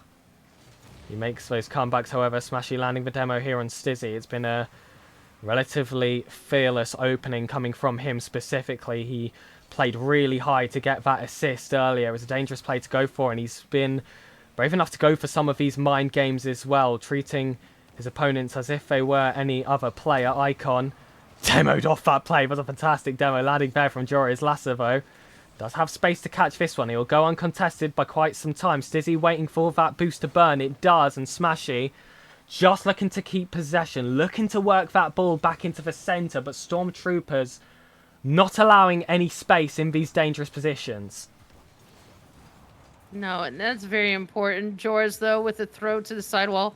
Abjack missing here should be our opportunity to move in. And there we go, though. Icon trying to continue to push this here. We needed Lassa to push a bit more there. Maybe he's waiting to get a bit more boost in the tank. I like these really smart 50s coming in, not only from Smashy, but Mr. Worldwide. And we alluded to it earlier. Perhaps the coach did talk to them.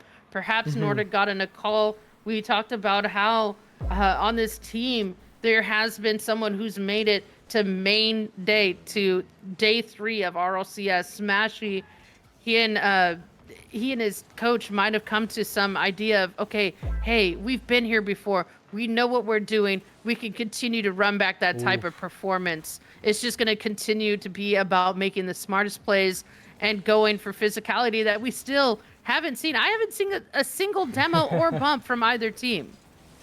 I feel like it's so scary to try and break yourself away from the kind of textbook positioning that we are all so used to. It's a very high risk and commonly high reward play to get yourself off the ball with these demos. I feel like I would like to see a lot more on the rotation. Those are the ones that you can have a bit more confidence heading into, but it feels like as soon as possession is lost, these players are just diving back. Great save there coming from Stizzy. More warning shots thrown here by Icon. This has been a fantastic opening game, a great showing of what Mr. Worldwides are capable of. They're going toe-to-toe against a team of international champions. But more has to come in this overtime. Kickoff strats here as Stizzy stays behind, and apparently Jack works his way off as second man. It falls on Jorias, and that 50-50 still landing. Comes off the corner. Icon looking for the read. Doesn't quite land, and now apparently Jack will be looking to punish. Teammates in field, not quite making the connection. Another one follows. And wow, it's a blink and you'll miss it kind of play. Speed being shown by a team with so much quality. Almost impossible to keep up. Those slight gaps open up. And well, Stormtroopers know how to pounce. And that's such an unfortunate moment for us because, you know, Mr. Worldwide did have 2 players back ready for this. They knew that ball was going to be shot. And even though the first goal didn't come, they should have been quick on the challenge. They should have been quick to have someone on backboard, someone in the net ready for the follow-up touch coming in from Stormtroopers. But wow, what an amazing play. If we upset though here today, I mean, that'll just be an incredible historical moment. I mean, because all odds are favored for Stormtroopers. I think we just need to find that little button that's in the Death Star and take them down. Absolutely, and I must say it was a great opening showing. I feel like, you know, it was definitely a heartbreaking end. It did come very quickly that we went from, you know, having that lead to having everything turn around so quickly.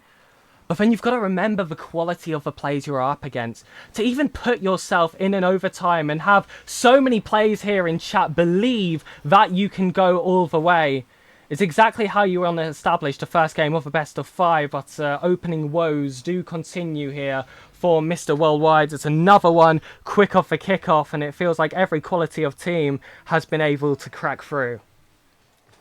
You know, the one thing I have not noticed so far is Joris has not been able to contribute the way his teammates have been. We've continued to read him like a book, but we really need to do a better job of shutting down Stizzy, who has, so far in the overall series, scored 2 goals for his team in Stormtroopers. Off the ceiling, it's going to be Joris. Good read by us. Smashy continuing to keep this away from his net. Keep it at bay. Maybe a shot. Long shot, waterfall moment here. Icon gonna get the 50 win. Can we have a follow-up? No one ready for that. I think there are a bit of nerves on this pitch, SirPigasus. If you had to give them some advice, what would you tell them? Listen, I think, honestly, you are good enough. I think that first game showed exactly that. Last is going to show exactly that. It comes off the post. A moment to get yourself a poster play against the team of Stormtroopers, against such a highly seeded team. It's unfortunate, but you have to take those few breaths. Play still continues here. It doesn't go out for a goal kick. Wolves covering the confines of play. Apparently Jack on the follow. Stizzy waiting in field, but Icon gets that touch first. He's looking a little bit awkward. We'll have to lay that one off to Jory as an Icon, I think, was caught in between two minds there, whether he wanted to camp on that corner boost and stay low, wait for the bounce, or whether he should commit early instead. He made himself a perfect target for an attempted bump. Possession was given away, but now we've got it right back. Lasser with some space. Jory's on that backboard, however, is going to be a problem. And look how he sweeps away. Such elegance with the way he touches the ball. That's something that people complimented him on when he first burst onto the scene, and that's something which has never left him. I'm going to say it now, will never leave him. Another nice little passage of play from him right there, coming off the backboard. Allows Stormtroopers to break their way back forward. And even when we have that time in the final third, Stormtroopers hold such good control of that 6-yard box. I feel like there are many times where we just siphoned off into these corners, and as soon as we try to find that killer pass or go for a desperation shot, it is shut down so quickly. But now Smashy finally has some central space, but Jory's on the backboard, yet again being an absolute demon. Once again, it's Stizzy to put on another goal. I'm saying, man, he has gone 3 goals unanswered in a row. This is the one you need to be watching out for. We've been talking about Abjack. We've been talking about Joras. We haven't really talked much about Stizzy. And that actually might be a part of their strategy. Stormtroopers may be deciding, you already know about the 2 of us, but maybe you don't know the full potential of Stizzy. Let us show you what he can do. And I think they're just letting him take the reins. Joras with a nice lob towards the backboard. Smashy with a clear here. I'm just hoping, though, that our team and Mr. Worldwide's continue to realize that they do have it within them. They are that high of a caliber, and they can get a shot here. They get it done. The break in the silence happens here. A chink in the armor. Lasser takes full advantage. That last touch, vital to find Smashy. And there was a moment of worry there where we thought just for a second he was placed too high. The backflip, just getting himself enough power behind the ball to find the target. But hold on a minute, kickoffs again might get us back into square one with a 2-goal difference. It is saved. Lasser back into the corner, and now you've just got to use that momentum. It's a confidence boost. You've taken them down. You spoke about Stizzy being able to step up, saying that players may not know the full extent of what he's capable of. Yeah, I call him the not-so-secret weapon. Everyone knows he's got something in the tank. This is his season to truly show it. Mr. Worldwide, we can say that for all 3 plays. And I think so far they've been that surprise factor. What a block there from Icon. Jorius going for a signature shot. Unable to break through. What a B. What a goal. Mr. Worldwide are back. We are librarians, and if you don't believe it, look at these reads, look at the cohesion, look at the collaboration as we come together and make sure we're going to take down Stormtroopers. Yes, they took game 1, but we are here to take game 2. Another shot attempt quick off the kickoff here. We want to continue to push this. Lhasa with a challenge. It goes to Icon. Icon high with it, looking to get it to Smashy. Gonna get challenged, but I want to pause and just take a moment and say, this is the number 6 seed. We were seeded as number 27. Can we at least acknowledge that our team should have been seeded 7? Oh, it's felt neck and neck at these moments. The goal line remaining close at these later stages. Joris had a double tap denied before. This one will find the back of the net. Frequency game probabilities. I feel like he thought that his chances were a lot higher against this roster. But we've been chock full of surprises. We've been able to keep a lot out. 8 shots for Jorius, and it's only 3 goals for Stormtroopers. As a whole, it would be considered pretty solid what we have been able to hold on again against this type of roster. Jorius waiting to pick that one off the ceiling. Lasser unable to catch. Icon low boost. Has a few options, but Stormtroopers seem all too aware of it. Lasser, what a touch again! How does he do this so consistently on the backboard? He burned all his boost. He was so low. He has to get that angle perfect. We were speaking about differences of Unreal units in the second series. You can't get much tighter. But against Stormtroopers, Lasser has proven he can do exactly that. Precision and fearlessness against Stormtroopers. Apparently Jack blocking this 50-50. Smashy looking to challenge him again. The bum comes off. Hold on a minute. We're in regulation. We're in the first game. Icon off the ceiling. It's down.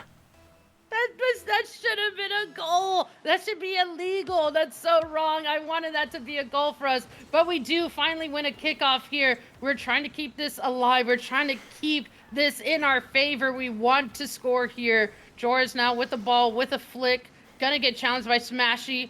Huge lob by Icon. Would have been nice to see some creativity there. We know you can't just lob the ball. They are gonna read that. But what I think the players are starting to notice is that Mr. Worldwide, they are realizing themselves that they are able to take on such teams. For it to be this close the whole time, they were just waiting for a challenge. We could have had this performance earlier, but they were waiting for the right moment to really sit up, turn their monitors on, and actually pay attention. And it looks like everyone's so attentive at the moment. We are just making so many great decisions. I want to see us take this one, though. Let's start this comeback. Oh, and what a clearance. It was a very low boost defense there when that high ball was played. I believe it was by Lassie who was forced to do so, but it really was a cause for concern when Stizzy was on the ball. Apparently Jack looked to find a teammate off that back wall, and that one will sneak its way in. Stizzy, definitely the MVP here for this game, does bring Stormtroopers onto match point. But again, if those first 2 games have shown us anything, I just have one message for the boys here. It's 4 words. You are good enough. You've proven that now. You've put in these games in within 1 goal. Yeah, you're taking a lot of shots, but you're holding them. There's only one stat that counts, and it is these goals. I feel like there's just a bit of a confidence difference between these 2 teams. Mr. Worldwide need to back themselves just that little bit more. It's when they have that momentum. We notice that as soon as they score 1 goal, quickly another one seemingly follows. It's because they're on that high. They've proven themselves that they can find the back of the net. And all of a sudden you find some life in there. That's why all the goals follow. That's why we are making these quick comebacks. We're a bit slow off the gate, but once we get going, Stizzy, Jorius, Jack, you have to be careful. And I'm not talking fairy peak here. I think that's such a good point. I mean, just like everyone in chat, how we're believing in them, they need to realize that there are fairies. They're fairies of Rocket League. They are able to maneuver in ways that we just aren't able to fathom. And again, I do think it took the challenge of a squad like Abjack and Joris and Stizzy for them to feel like they needed to awaken the beast in themselves. And I think, like you said earlier, they needed to believe in themselves. They needed to believe that they could get it done, because I'm sure inside their minds they said, you know, we're going against this team and Stormtroopers, we're probably just going to be 3-0'd and it's going to suck, but we're going to try our best. But no, this is actually very possible for you. You have it there. You have it in your tool belt, almost getting it done there. I think they need to continue physicality, and it has changed the game for them. Icon said it in his interview yesterday. I love being the underdog. I love being underestimated. I feel like there are a lot of eyes on this stream and they're seeing that this team has been underestimated with how they performed in those first 2 games. Yes, they have to look for a reverse sweep. Yes, things may look dire in that regard. Yes, you're playing international champions. But you are just coming up. You were looking to try and steal these spots. This is looking to be, I mean, you could even say like a top 5 team in the region. Many people are saying maybe they'll just about scrape top 16. I think so far this series has shown that perhaps they can go for just a little bit more. But this is where you make your metal now. This is where you throw the kitchen sink. You truly have nothing to lose now. Apparently, Jack getting another goal. That's another one to add to the illustrious RLCS career he has had. Straight into the bottom left corner. Well played there from Stizzy as well, who I must say, I'm so excited to see how he progresses. Stizzy, I think, has blown everyone away today with his performance. He's just in the right place at the right time, and we were talking about him. There he is. There's another goal. But again, I wouldn't be deflated because, yes, you could just say to yourself, okay, well, we are supposed to lose here. This team is going to be super solid. It's super difficult. Why should I continue? No, your results actually matter. To me, again, how they've done every single game against Stormtroopers is telling us that they were seated way lower than they should have. It also tells us that they definitely, just like La Maza of previous, they could easily make day 3. And this is a team that, to me, is definitely top 10. Oh, I'd love to see it. Just you say that it's been a little bit of a mistake. But I would say that I'd be really proud if the boys were able to prove exactly that as this season goes on. They are 2-0 down at the moment. I feel like this has been the most one-sided affair so far. This is a scoreline we saw in previous games, and we were able to grab a few goals back in quick succession. I just want that to happen just that bit earlier. Give yourself as much time as possible to try and break away, because look, you just have to take it one game at a time. I know it's a cliche, it's a caster cliche, coach cliche, whatever you want to call it, but in these kinds of circumstances, the value of one game against Stormtroopers is just a completely different level. Unfortunately, that is looking less and less likely. As Appjack gets a bit of a shaky flip reset there to get the assist over towards his teammate here. 3 goals up is Stormtroopers. It's looking like that might match the series score at the end of this second half of the game. It's all up to Mr. Worldwide now to, like I said before, I said throw the kitchen sink. It's time for the full kitchen, and Icon has given them exactly that. Fork thrown at them, and well, I'm not going to throw in a Squid Games reference because I think that might be a bit too brutal. It's all about breaking someone just on a scoring streak for you, though. And again, I've talked about Stizzy being such a problem for them, but maybe they just got in their head. We saw it looked like they really were deflated, and it looks like their balloon has been inflated. I want to continue to see that happen for themselves. As we've talked about, as soon as they score, it's like in rapid succession, they come up with responses. I want to see another quick goal here. I want to see a third quick goal. I want to see this go to overtime again. At least if you're going to lose with really good numbers. Show that you can get that done against a squad like this, and people will continue to realize the type of power your team holds. Apparently Jack up for the bum. Joreous land smashy. Just able to stand there and hold down the fort, keeping this difference between 2. This is still very much a reachable game, especially with the time left on the clock. But when you're against a team that can be so solid, the task can seem tall. But these are players that, like we said, can be so creative. And I think Smashy really exuberates that. If I am going to give, however, my player of the series so far for Mr. Worldwide, I'm going to have to say Lasser for that Game 2 performance alone. Just such a good provider. The way he was getting the ball down from that backboard was something special, and it really helped keep the hopes alive for this roster. We are within that 1 minute, and those probabilities seemingly getting lower and lower here. Smashy looking to put it back into our favour, however, unable to land a bump this time on apparently Jack. I think he's pretty fed up with the amount he's had to face from these three players in this match so far. Complete disrespect to a multi-regional top player. Lasser, 50 against Jack again. Icon's lower boost. Dizzy is up. That one won't find the target. We've seen that 30-second tone play already. 10 of those have gone.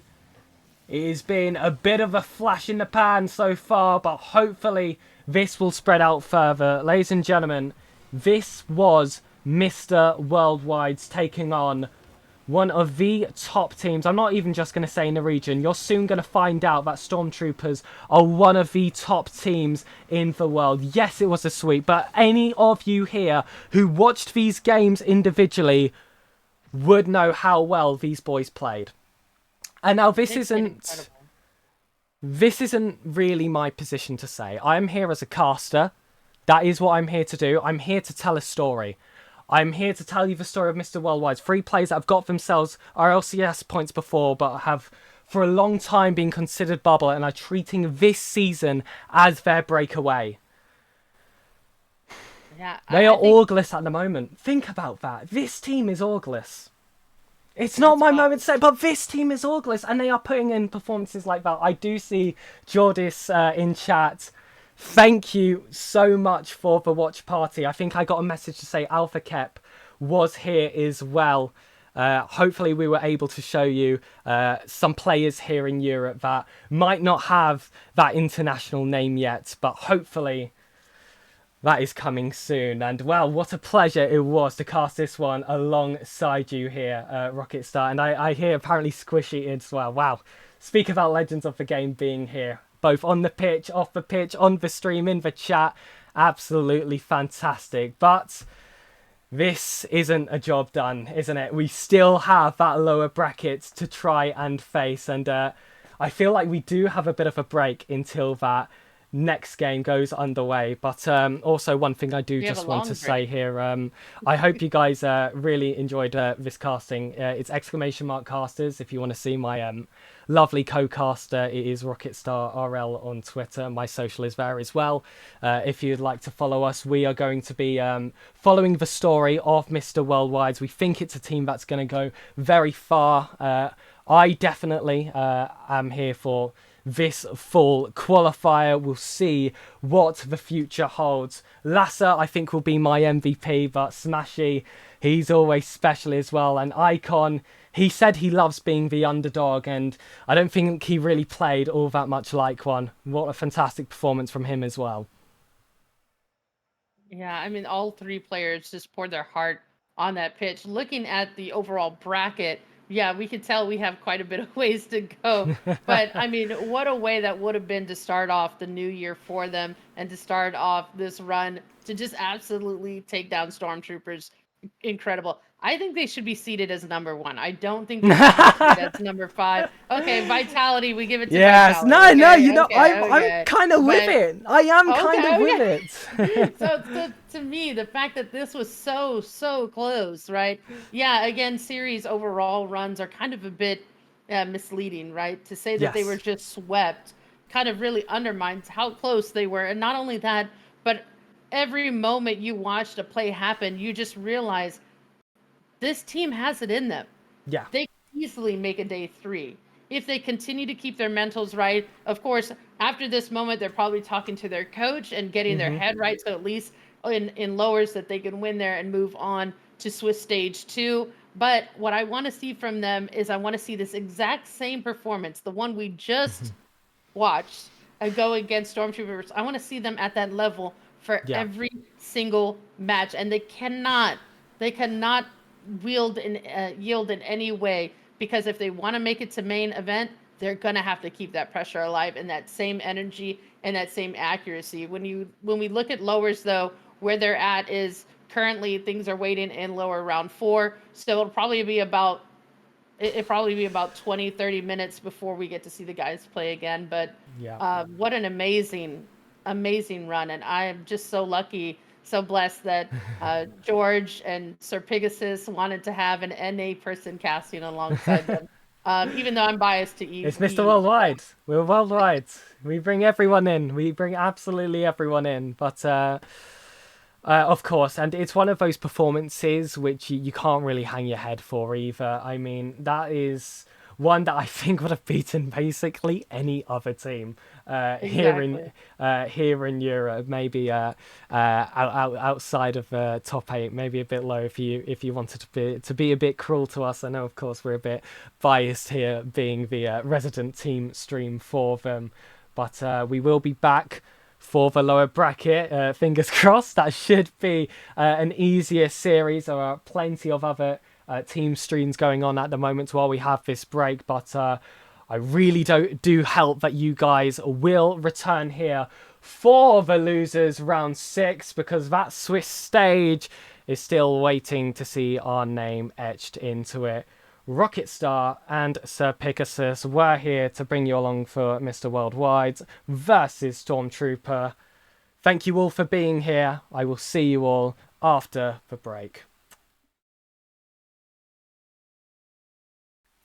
Ladies and gentlemen, welcome back to the Mr. Worldwide stream. I will turn off that extremely loud music very quickly. I forget I have to do that manually. Ugh, manual setup, so annoying. But first of all, I do want to say actually thank you to Team Hosky for the raid, of course. That's a team I worked with before last season and met some amazing players. Actually, one of our players formerly played for that organisation, so thank you so much for tuning into the stream. But as you can see, Rocketstar, she is still here, she is still in the background. We can still hear her voices come in through the heavens, but taking that camera, well, there she is. Oh my goodness, it's as if she's still alive. She is, don't worry, we haven't done anything awful. I'm joined here today, of course, by the manager, Mr. George. How are you doing, my good friend?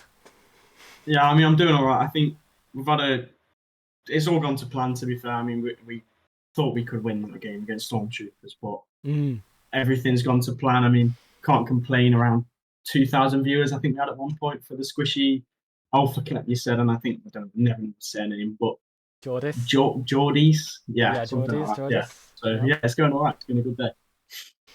We've got ladies and gentlemen, by the way, we do have a bit of a break until the next series. You can use !bracket to try and follow who we are waiting for at the moment. It's Team Leisure, Cierzo, Esports, Odiamos. But I mean, either way, we're going to have a really tough time here, me and Rocketstar, with some of these names. Oh my goodness, it gets a bit easier with Jopi or Yopi. I don't know if that's Scandinavian, but that is a problem for quite a bit later. Our bracket, I think, is the most behind out of everyone, so that's always fun to do. But George, of course, you did pick up this team, and it's a fantastic team. You'd just announced retirement from management, I do believe, before, what was it, 3 days? 4 days? Was it even that, before you pulled yourself out for this roster? Well, can you speak us through those decisions? Can you speak us through those decisions? Because I mean, retirement is so big of a choice to make, and then pulling yourself straight back out, that's even braver. Yeah, I quit, and then Smashy messaged me saying, "Master a team in," and I was like, "Can't really turn that down." Can't really turn that down. So I was like, right, I'm gonna have to unretire myself after 3 days. Quite embarrassing, but I think it's worked in the end. But yeah, it's been a good couple of weeks with the roster so far, and I think it can only get better, really.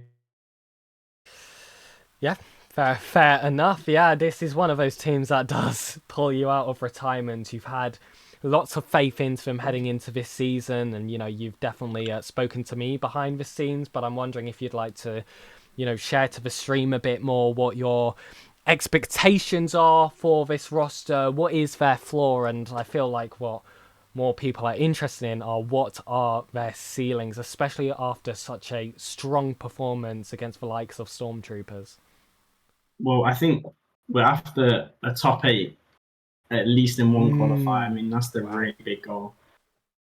Main event it's not expected to be a formality because of the new Swiss stage format, but I think we have easily the potential to make many. I think we're expected to make Swiss stage every single time. Yeah.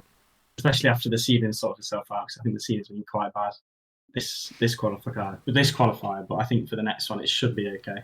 So top 32 at least every single qualifier. Yeah, and it's usually that case every single season. Seeding, always a big topic of conversation. It's always at its worst at that first qualifier of a new season. But overall, I mean, we had some mentions of it on the broadcast, myself and Star, about the vast amount of talent that Europe has at the moment. Of course, we have lost some to other regions, whether they're, going to just firm the ping or get on a plane and shoot themselves over for different regions. But I feel like we've still maintained that this is a very, very deep region, and I'm wondering how, as a team, which I feel like many people, of course, we here have high hopes, are probably considering you, yes, around that kind of top 16 fringe kind of team. Can you feel that competitiveness for those kind of spots, and what is your overall evaluation of the state of European Rocket League at the moment? Yes. Yeah. We got a guest. I think there's about 30 teams that could easily make main event.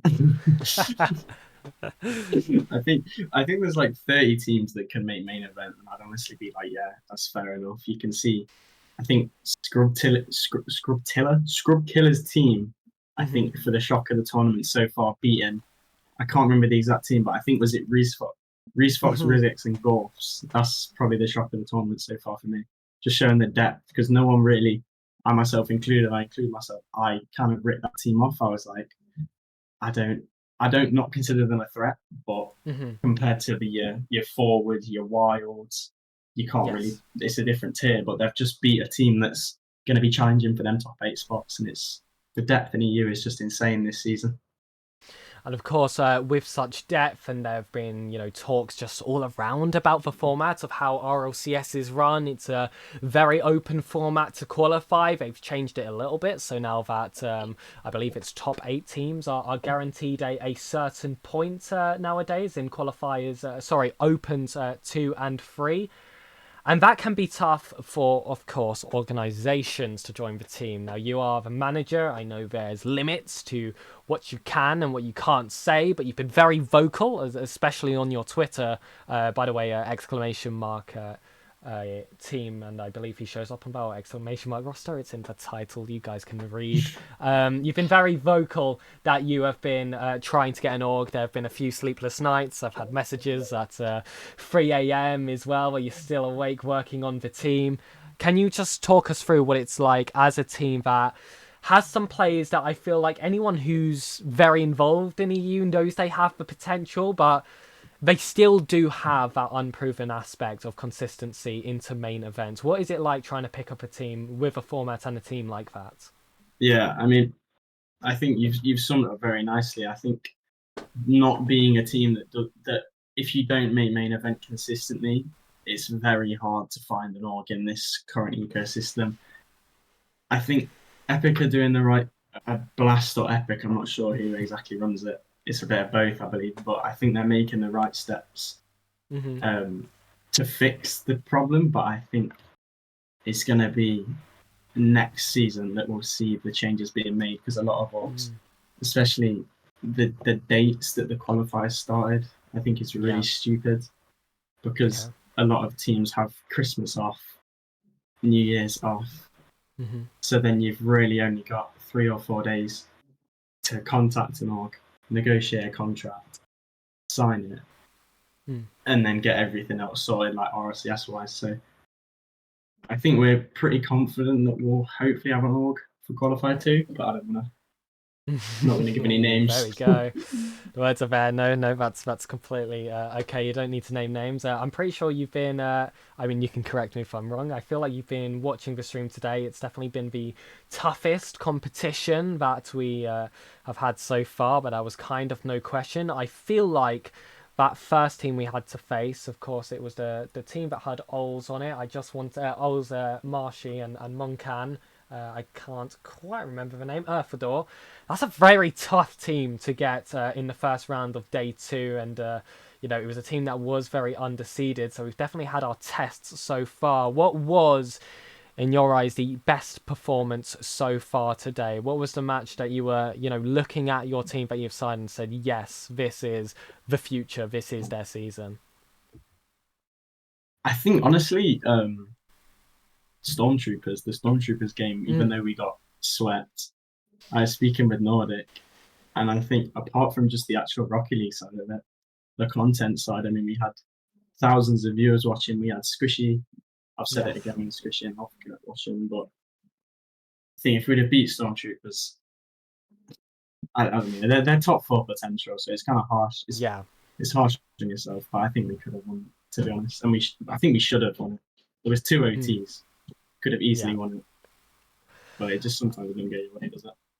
Yeah, I think that's a team that many of us, definitely myself, are looking at LAN qualifications and who knows, maybe even a little bit more, especially Stizzy. We had a little look beforehand and he just turned 18 in December, so still quite a young player. We've got two 18-year-olds, I believe, on our team as well, but Stizzy is definitely something special. I said that he got his chance later than he definitely could have. He's been kind of known for quite some time to be a really strong player. So the fact that we were able to put up such a great fight against that kind of roster, I think really speaks dividends for the potential that Mr. Worldwides have, and maybe we'll get a new name in the future. And I tell you what, I'll miss it a little bit. I do like the Pitbull references. I'm running out of PG quotes for the Twitter, I must say. So that would actually, help things if I had something else to brand things off of. But how are you feeling about the rest of the day? Do you think? Do you feel confident that we will make it into day three? And once we reach that point,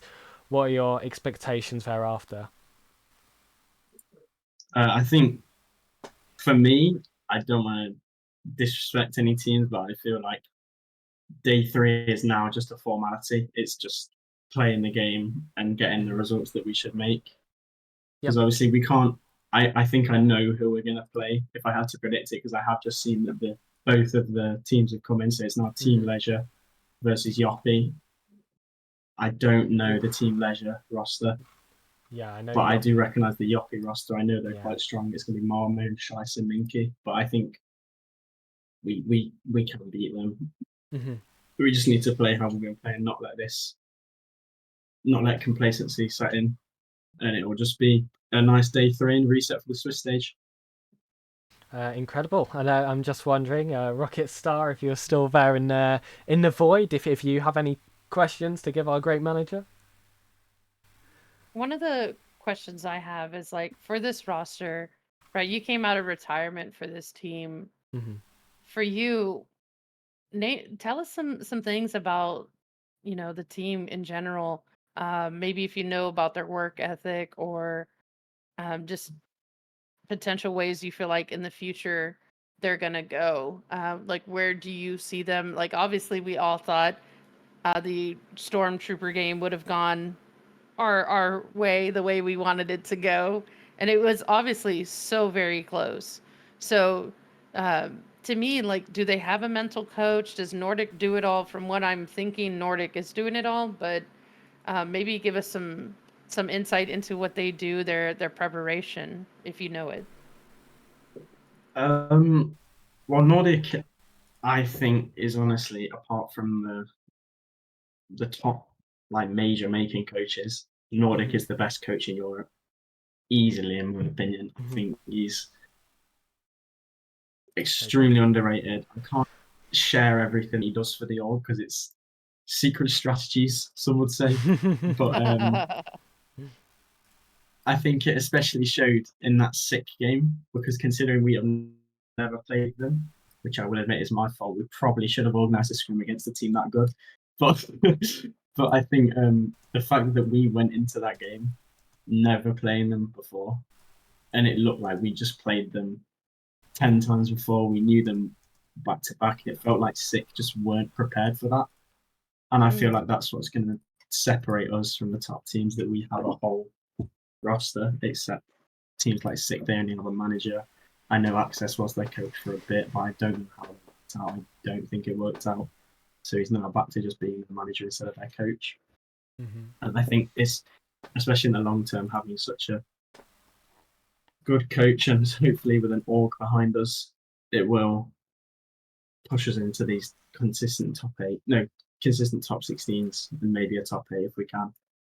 But it's sort of just play it by ear at the moment.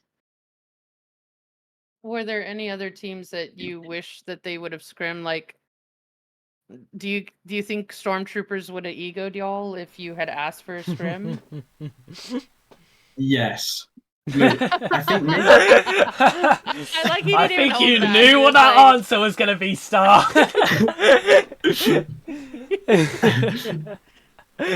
I wish I could say yeah. I wish I could say no, and that they would scrim us. More work to be done. Yeah, I think we've shown. I mean, people are going to look at that and think 3-0, oh, it was easy. But I think apparently Jack Jarvis and Stizzy knew that we give them a game, and that they maybe underestimated us. And I think that's kind of, Icon said it yesterday, that we are the underdog, and that we want to be that team that like is almost like a bogey team, and like all the top 8 teams like underestimate us, and then we beat them, and then it's a big upset, and then we're on Liquipedia, and then everything like that. But it's just, I think there's just so much competition in there in Europe this season. It's going to be very, very hard for a team like us to, especially if we walk into a Vitality like I know Dayshift and Traveller did. If we walk into a team like that, we're kind of finished. But I think overall it's gone very well for us today. I mean, imagine we saw them take Stormtroopers, who, again, according to the start page, is seated as number 6. Do you think we should have been number 5? Do you think we should have been, I mean, not number 5, sorry, number 7? Do you think we should be number 10? I mean, like, seriously, after that kind of performance, I think I would question the seeding. Yeah, I think we came seed 27, and to be honest, I think that's like disrespectful. Like, I know obviously like the admins didn't make it, but like honestly, I'd put us like seed 19, maybe seed 15, because I think there's like there is teams above us that have better results than us. They're obviously going to have a better seeding, but I think we can beat them, and I think we do. I'm going to call out some managers. I think we get disrespected a bit, and I think that we are going to come for you, and we are going to beat you in main event. Ooh, and then we're going to ego you. I love it. I mean, to be able to have this kind of performance in the best region in the world, I mean, I think it's only a matter of time before the rest of the world says, okay, yeah, we see it. And the fact, like SirPigasus said, the fact that there's no org for them just kind of crushes me. I'm just like, do you guys have your eyes open, or like I don't know how you're missing out on this team. But the org who does pick them up, I mean, you're making a very smart decision here. Yeah, I think. Oh my God, what's not true? The day we get an org will be a very happy day for me. I know there's potentially someone in the chat that is looking to pick us up. Ooh. But I'm not gonna throw thyself out there. Throw names out there. maybe he'll be in the chat in a minute. But I don't know. It's I think it's looking very positive again, because I think especially this result has put us on the map. Because I think we're going to get a day through, and it just depends who we get in the Swiss stage now. Because if we get a nice Swiss stage, we could be looking at the main event. I'm sitting here looking at the chat like, No one's talking. We no longer have an org.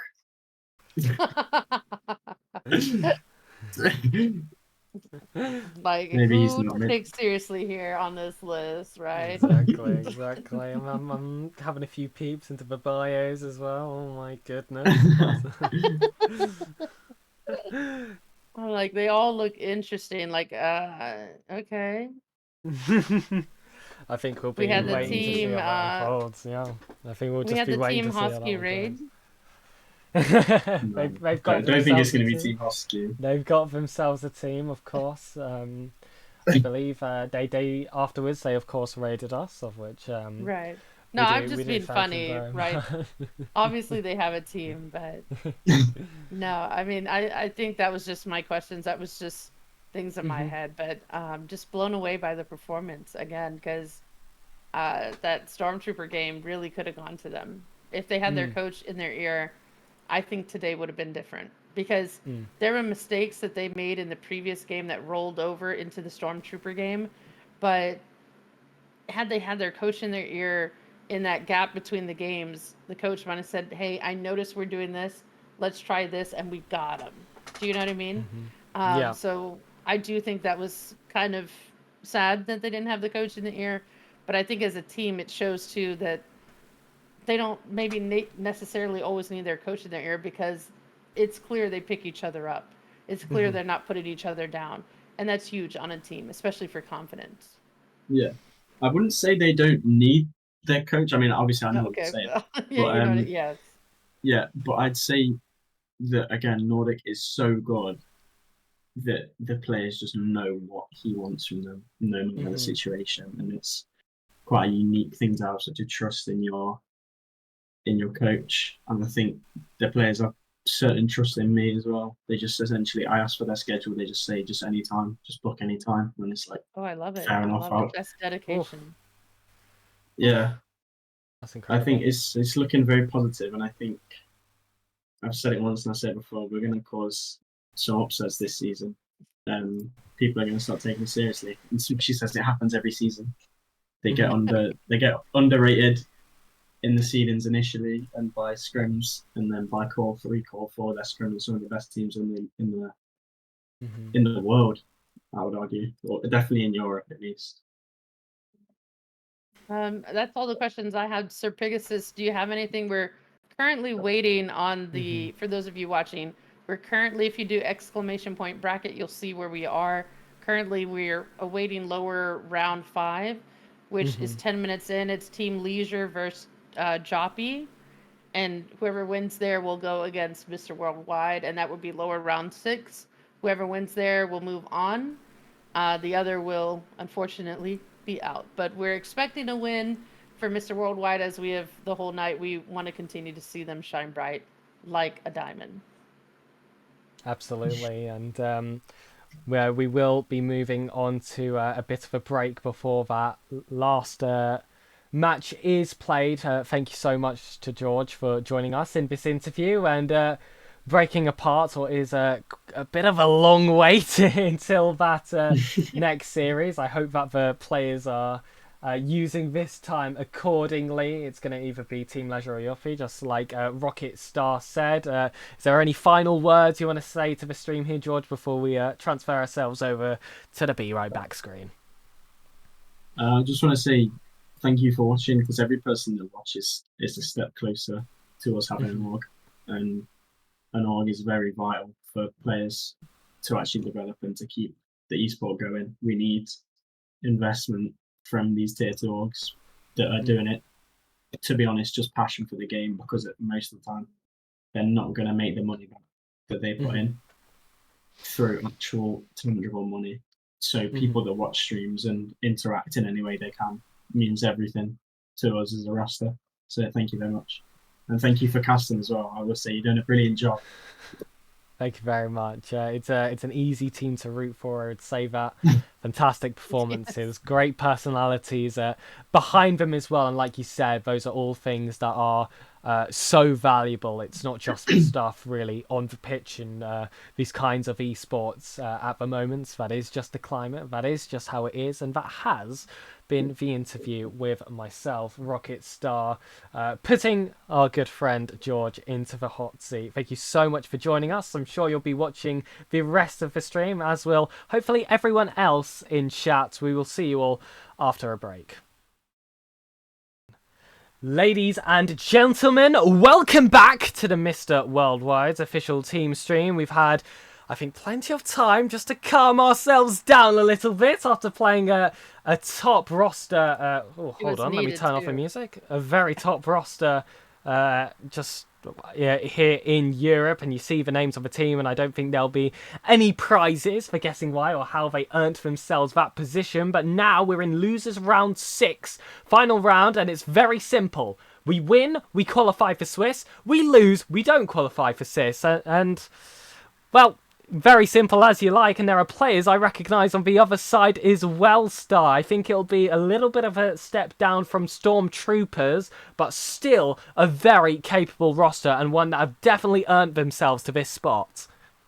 Yeah, looking at the bracket, I've been watching how Joppy got here because we were trying to figure out while we were waiting after the loss to Stormtroopers who they would be going against in lower round 6. So if we take a look at the bracket in lowers, all the way here, Joppy has 3-1 to every single team that they've faced. So I do think that's a kind of like an interesting take. They've taken down Team Forsaken, Bonk, Andiamos, Team Leisure, Choppy. There's definitely a team to watch out for. Marmone, Shice, Minky. Is Wow. there any prediction on how you think this is going to go? I think based on the Stormtroopers thing, it's going to be a 3-0. I'm going to go 3-0 as well, of course. I'm going to Okay. have to back the Mr. Worldwide. So, of course, this is the team stream, and they did perform so well in that upper bracket that I think it's quite hard to take anything away from them. I think the only real argument you could have, because I even think on paper, to be completely honest with you, Mr. Worldwide's are the stronger team.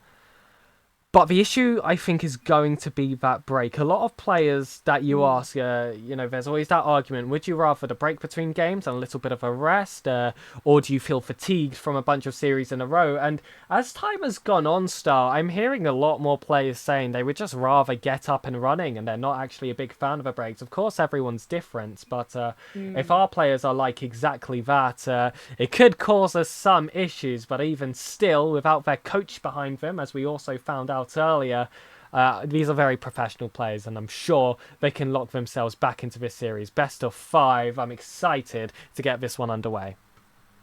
Now, if these two teams have not scrimmed each other by now, I think that is going to be something that they do have to pay attention to, just because, like, earlier we saw them go against Sick, and they had never previously scrimmed Sick, and it ended up being a kind of a closer series, right? Looking at what we should be expecting from this one, this is very close in seed to Sick. So Sick was 211th, I believe, and this team is 219th. So it should be an easier game than Sick. But there were moments too where there were games we 3-0'd them, right? But then there were some games in between where I think it was a 3-1 overall win. But the times that we lost to them, they were much closer than the times that we beat them. So again, to me, this is just about get in, get out. Don't sit there try to keep the ball up last minute. Don't be cute. Don't hold to roll ones. Just fucking be a monster. Go out there, do your job, and take the win. Absolutely, and the teams, I'm not sure if they are quite on the same side, but I don't think it really matters. We are underway here, Mr. Worldwide versus Yoppy, and I have heard apparently that the losers round 5 was misreported. Yoppy, it currently says on the bracket they won 3-1. Apparently, they said they took it in a sweep. And the other side may or may not have reported that correctly. Either way, we'd be guaranteed to have this team against us in this final best of 5. Will it be the final one of the Open? I don't think so. But that has to be decided here in this final series. Yeah, it's all about that endurance, right? Are you going to be able to also come back from being cold after all this time and be as sharp? We see really good movements here. A whole minute already passed. It's flying by. Lhasa up with it, and maybe we could see a backboard read extended. It's going to be a huge clear. Slow down there by Icon as he pops it up over 1. Can't get it over 2. It's now towards Mr. Worldwide's net. Good pass there. I like that the ball isn't just being chunked in places. It's all being very strategic. It's been a fantastic start so far. I feel like this is kind of what we want as well, especially when they haven't been playing an RLCS level team in quite some time now. They've had that break. Yoppie are going to be hot out the gates here after their supposed sweeping victory in the round just before. So I think taking our time to just heat up is the perfect decision. And now we can start to boil. I like it. We are cooking for sure. We've been in the kitchen all day. I think it's really huge for Lhasa to continue to be that shining star for Mr. Worldwide's. He's kind of like the glue player to me. He's like a typical second man player. And then for me, I see in Smashy a typical first man, and then from Icon, a typical third man, sorry. And I kind of like how their playstyles are working together, but we've seen all three of them can also do really well individually. They just have to continue to make sure their strategy pans out the way they want it to.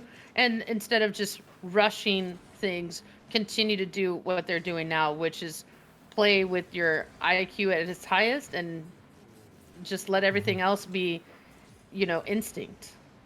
Yep.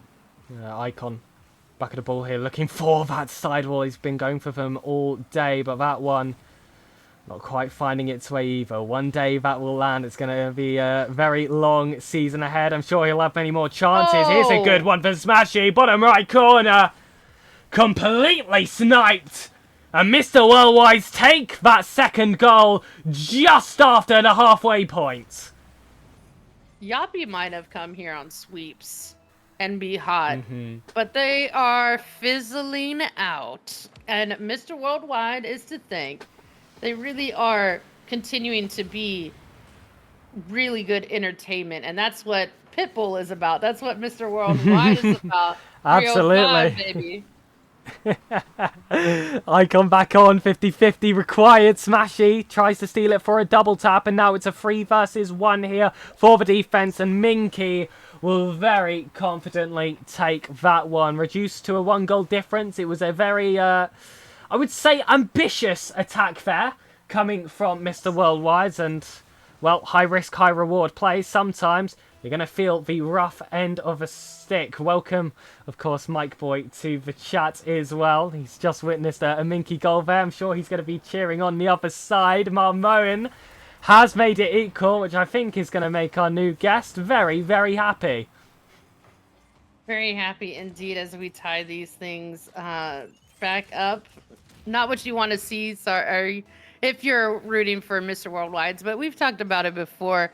We like to go ahead, make people think that there's an opportunity they may lose, and then we just go ahead and annihilate them on the pitch with the white chalk body outline on the pitch. But we don't want to cause a murder scene. We're just trying to keep things fun and entertaining.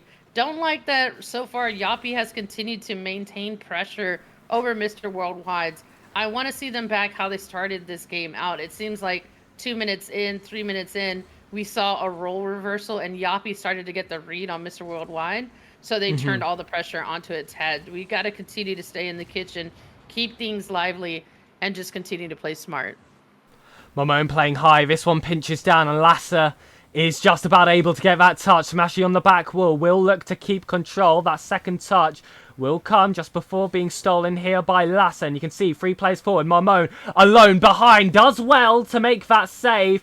And we were looking for that little trick play, trying to commit themselves forward and sneak it behind them at the near post. That one didn't quite work out. So we do stay at equality as we approach this period where it starts to feel like that next goal is going to be golden. Icon alone here in the corner. It does bounce out dangerously, but Shice will pick up the possession. Not much boost left in the tank here. He isn't able to stay close, and that 50-50 has fallen away from him. But now Icon alone has no options there in the middle. But it's just another warning sent out to the opposing side. They've had quite a bit of momentum, this Yoppie roster, especially coming off the back of a sweep and having the last 2 goals in this game. But you can start to see Mr. Worldwide looking to shift that momentum. Yeah, definitely a bit of nerves and also a lot of caution. Oof. But almost so many goals, so many shots. Can't believe that none of them have turned into the tiebreaker here. We are going to have to complete this In overtime, regulation just is not enough time. And I mentioned this earlier when we talked about the seeding of this team. I did think this was going to be a lot closer like it was with Sick in the beginning. But then remember, we saw breakout plays from Mr. Worldwide, and it was Lassa really leading double the demo. charge. Whoa! But this time, it's Smashy leading the charge. What a statement. An end to this overtime. So quick, too. And that one just came out of nowhere. There was a well-positioned defense. Smashy said he was having absolutely none of blood on the pitch, all knocked out. That is how you take game number 1. They are looking like the favourite team here. That is what the statistics were all saying. That's what the seeding has been saying. Of course, they've been a little bit questionable at the best of times, but also we are coming from that upper bracket. Smashy off to a blinding start here with 2 goals coming out of 3 shots, an assist and a save as well. No donuts coming on that line, but on the other side we have seen quite a lot of pressure. It wasn't the cleanest of wins. It was a 1 goal difference. It was an overtime, and there were plenty of opportunities where it felt like potentially Yoppie were going to be able to turn it round, but overall able to hold on. It was actually 4 shots total from Yoppie, and for the amount of possession they were able to hold in our final third, I must say that statistic surprises me. Yeah, looking at the shots overall too, I'm actually a bit more shocked there weren't more shots registered for us, because there were a lot of points where we did hold the pressure down, but it did slip quite a bit, and turning it back around and paying attention to that, doing it timely is really what matters most. Looking down at things though, looking at the shot conversion rate, I think they want to get the ball to Smashy right now. He is their hottest player on the pitch. Just get the ball to him and land it. Unfortunately, everyone else on Mr. Worldwide not able to commit to more offensive assistance. And I want to see that a bit cleaned up here. I also want to see early challenges against Yoppie and continue to break that space between themselves and Mr. Worldwide. Almost a shot there too. But Lassa stays close, that one. Pinballing between himself and Smashy. He'll lurk here in the corner for an early commit. It's going to bounce heavy off that back wall. Icon's there! Look at his speed! On the back of him! A rocket to find the opening goal within the first couple of seconds. And I think it's an extremely rare Caster's blessing. Star calls for these early challenges. A speed up in play, and it's exactly how we get our first goal. I think they're listening to us. They definitely are picking up the pace. They're feeling the start of, okay, we could go ahead and just move on. We have to continue to keep our wits about us. We see the challenge there. Minky now up with it. Good challenge there by Smashy. He's going to try to keep this moving along, but he is getting literally so much aggression coming his way. Unfortunate moment there. Yoppie takes advantage of just some slip up on defense. I think that's just going to be a miscommunication, but there is some bumping and there is some lack of boost that get in the way. Yeah, absolutely. And it's also a well-placed shot by some well-positioned players. I mean, it is simple as that. You have yourself nice and organised. You put yourself in with the best chance of getting yourself that equaliser icon.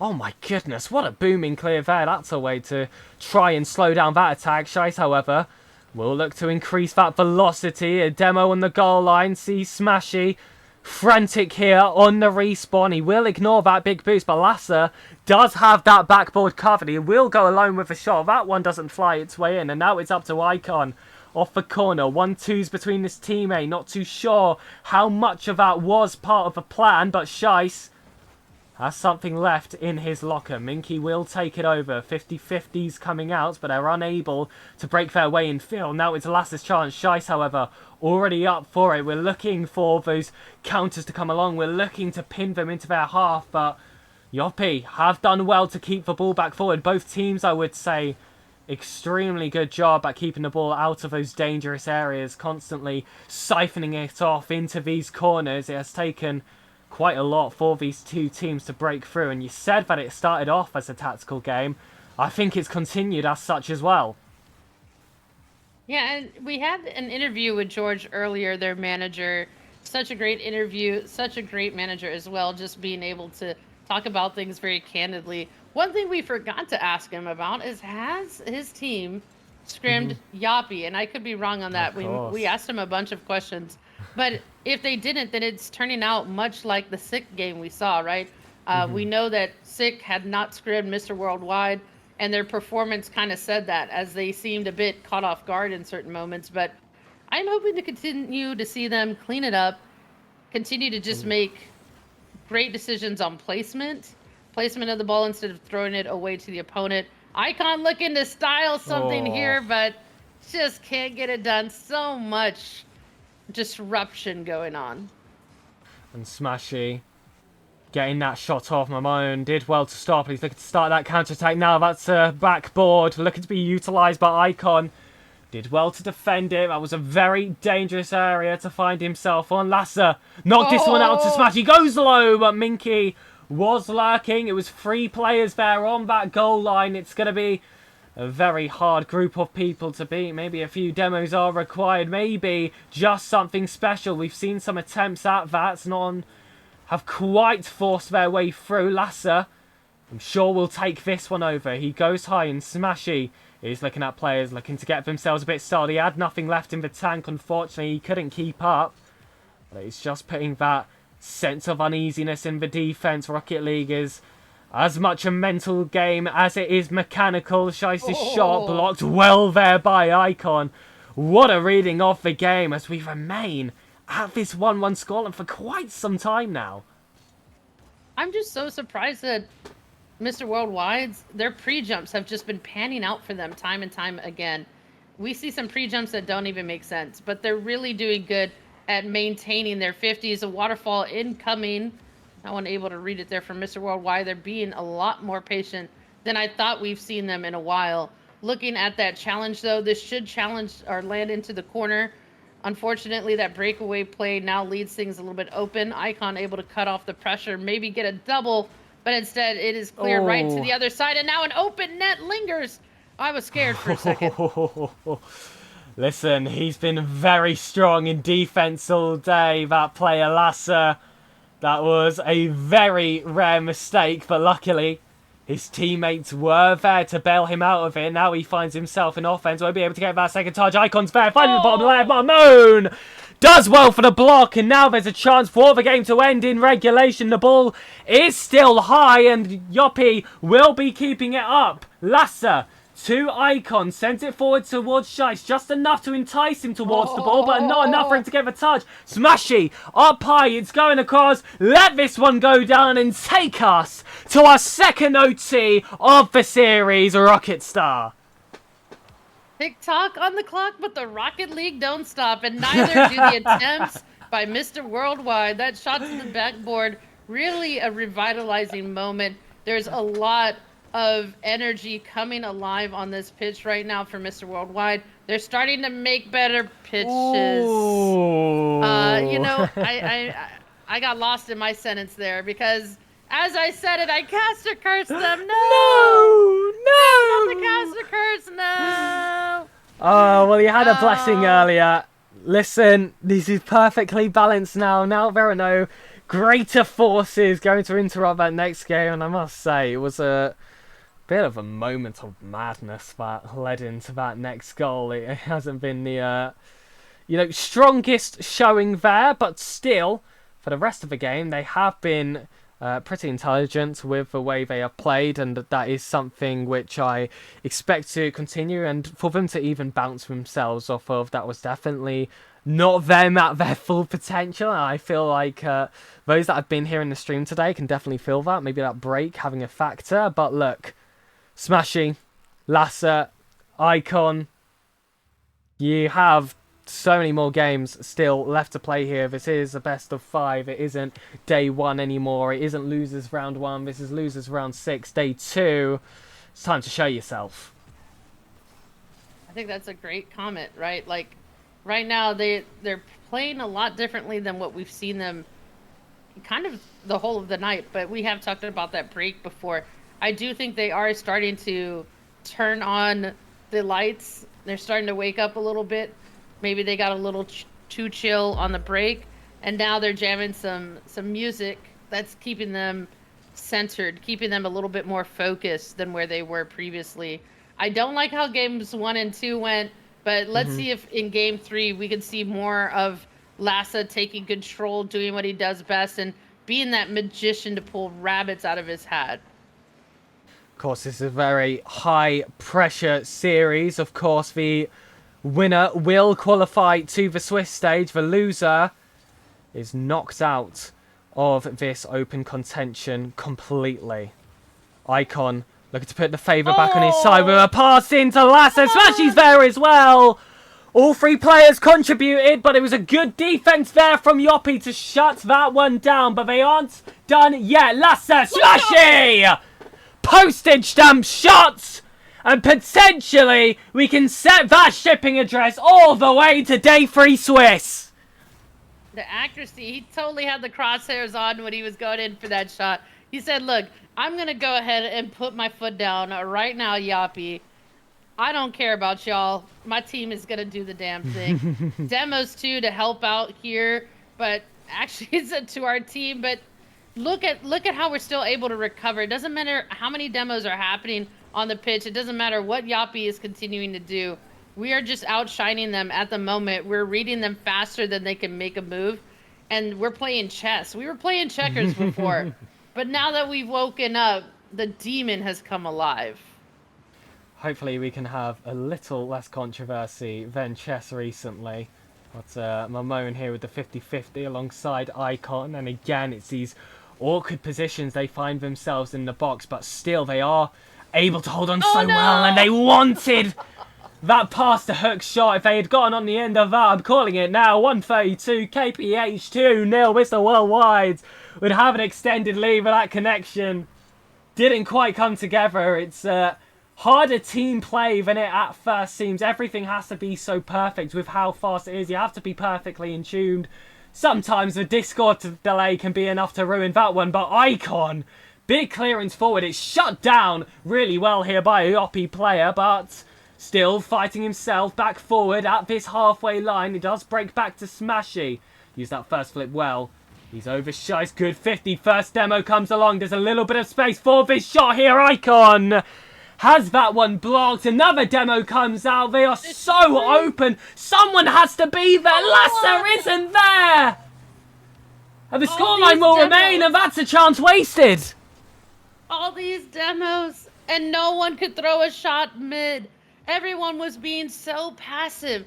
They just want to hang on to this lead and not even try to let Yoppie break a line. But the problem is, in doing that, Icon ceiling. Oh my goodness! What a goal by Icon! What a snipe! He wasn't even on the camera, but Smashy knows his teammates so well, and the confidence, the stakes to go for a shot like that. Mr. Worldwide's looking to put themselves into day 3 in style. Yeah, I can't even think it's happening so fast. I love what I'm seeing, though. I want to keep seeing more of it. There it is, though. Again, we see another major mistake. A pass towards center. No one is there for it. It's going to waterfall, though. Can we see the clear in time?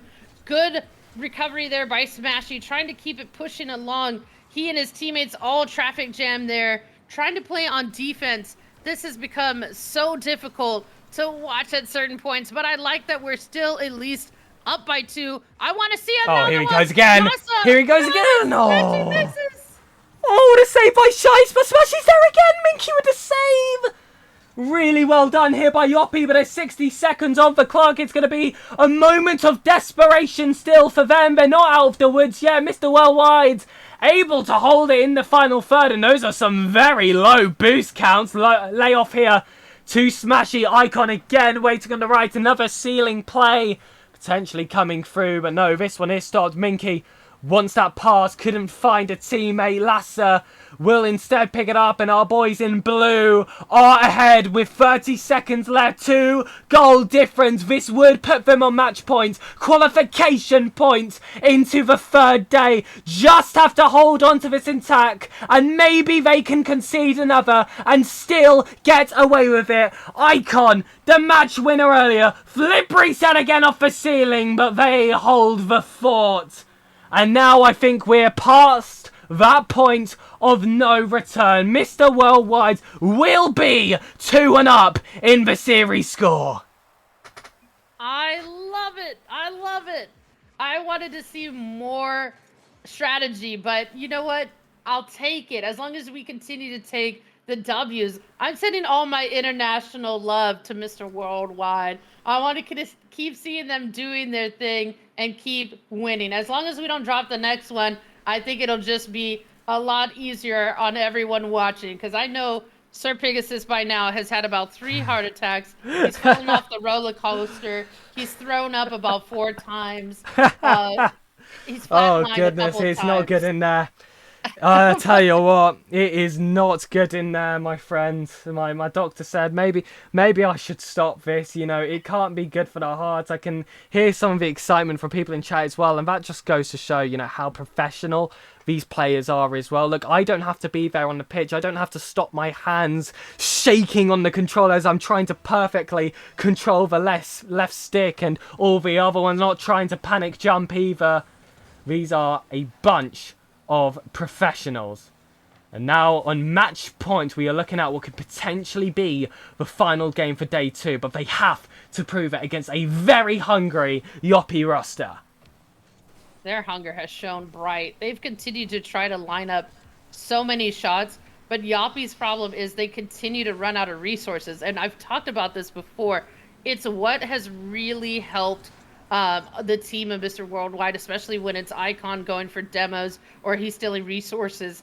His decision making has really helped this team blossom and get opportunities, because every opponent is continuing to struggle just to go up for a fast aerial. Just maintaining 30 boost has been a struggle bus for anyone. I mean, look, we see a player here in the corner with nothing in the tank. He's still pushing. That's the right thing to do.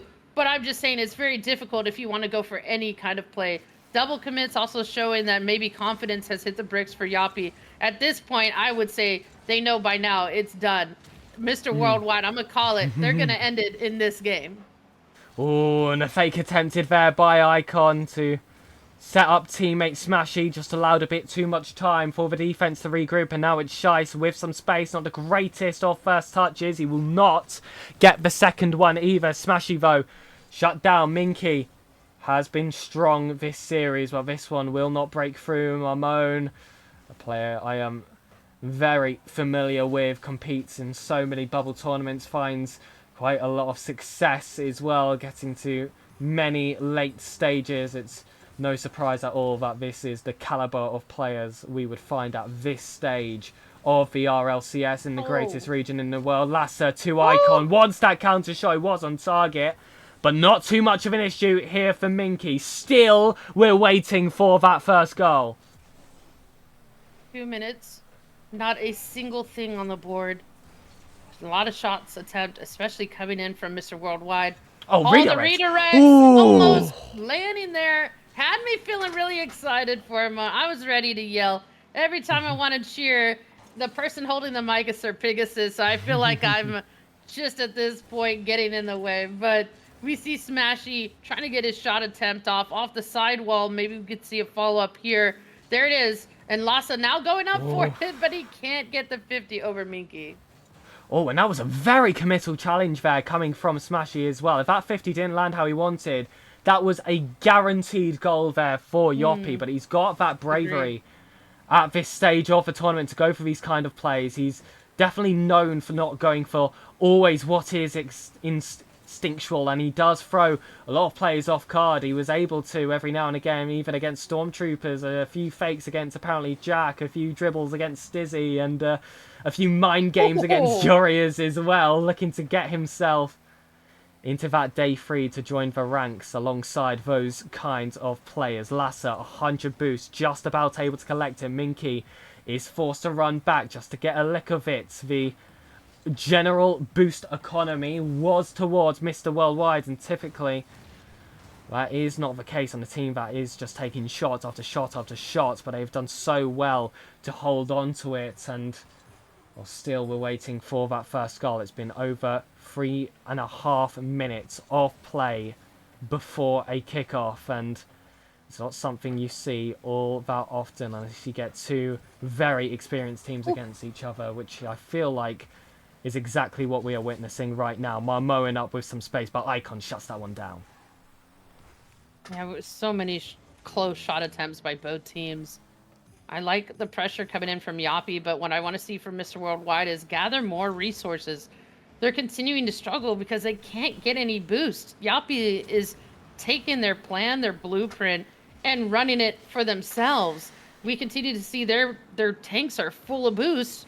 Where are our tanks? Finally, an opportunity there for Lhasa, just kind of left alone. I want to see someone a second kind of present for first man because they're passing and no one is there for the pass. Lhasa back on the ball. Smashy is in field. A goal could be enough to send them to day 3, but you see a player there waiting on the backboard. It is Shice Icon. Don't think he's going to get that 50-50. That bump, however, might just do enough to weaken that offense. Possession picked back up. Lhasa waiting for that overlap from Icon. Minky is up for the initial block. It's a slight double commit, however, coming from Yoppie, but it's still such a hard ball to attack, and this ball not going to hit the ground. Hold on a minute. Smashy's in field. The ball's high, but Minky puts it wide, and we are in a state of overtime where Yoppie needs to score to survive and Mr. Worldwide score to qualify. Bloody hell. I'm just going to say that because I've been wanting to say it all stream. But yes, definitely another gut-wrenching moment, especially with Minky in the air. You can see his shot could go in. Double commit. And now big miss! Huge save, though, for us. Thank goodness. And you got to love that for teammate, the goalpost. Oh my goodness, that is a huge miss coming from the Yoppie player. And if they go on to lose this game, that one is really going to hurt. But they seem unaffected. They've kept that confidence. They've kept that ball forward. Mamone is there. And it felt like that one was coming. That overtime was dominant there from Yoppie. They should have gotten themselves their game winner a few seconds beforehand, but I feel like we are all aware of what that means now. Game 5, Mr. Worldwide's versus Yoppie. It is losers round 6. Winner takes all. It is that simple. You win these 5 minutes of regulation of Rocket League, you will see yourselves among the ranks with some of the greatest players in the world, or you have to wait until the next Open. Not a position I don't think anyone wanted us to be in, and I think a position not many of us expected us to be in either. It has been a very strong performance here from Yoppie. I see fans of both sides here in chat. Give your team some love. This is going to be the final push for both of them. Ladies and gentlemen, we've got 6 players on the pitch. We do have kickoff. Let's get this show closed. This is it for all the marbles on the table. Game number 5. Game number 5, I want to see the most energy from everyone in chat. I want to see the most energy from Mr. Worldwide with the shot attempt. It is saved, though. And ball back in field. Icon knocks that one out wide. Minky with a block. Shice will try to follow, but Icon is there looking for that target. It was on, but Minky, 0 boost, still able to clear it out. It doesn't take that possession away. Once the 1-2 play coming off the backboard, it was a very ambitious one to go for. Lhasa just about able to get that 50-50. It's a free backboard. Icon with the third touch. A team bump there coming from Minky on Shice. Leaves it open, but oh my goodness! How have we not seen an opening goal there from Mr. Worldwide? Brutal here in a must-win game. Oh, maybe it's right Oh my gosh! It's on! It's awkward! We take him! Winding that back down, Smashy with a good 50 here. It goes to the backboard, and you see we have a man as second. That has been the hugest hang-up. As a coach, if I were to go back and watch the replays, that would be the one thing I would yell at them about. But we see every time someone is second, they connect. There is a magic in this team that I can't even put words to. They have it in them to make top 10, top 8. We've seen them do incredible things. That 50 might be in! Minky. Saved away. Psycho attempt.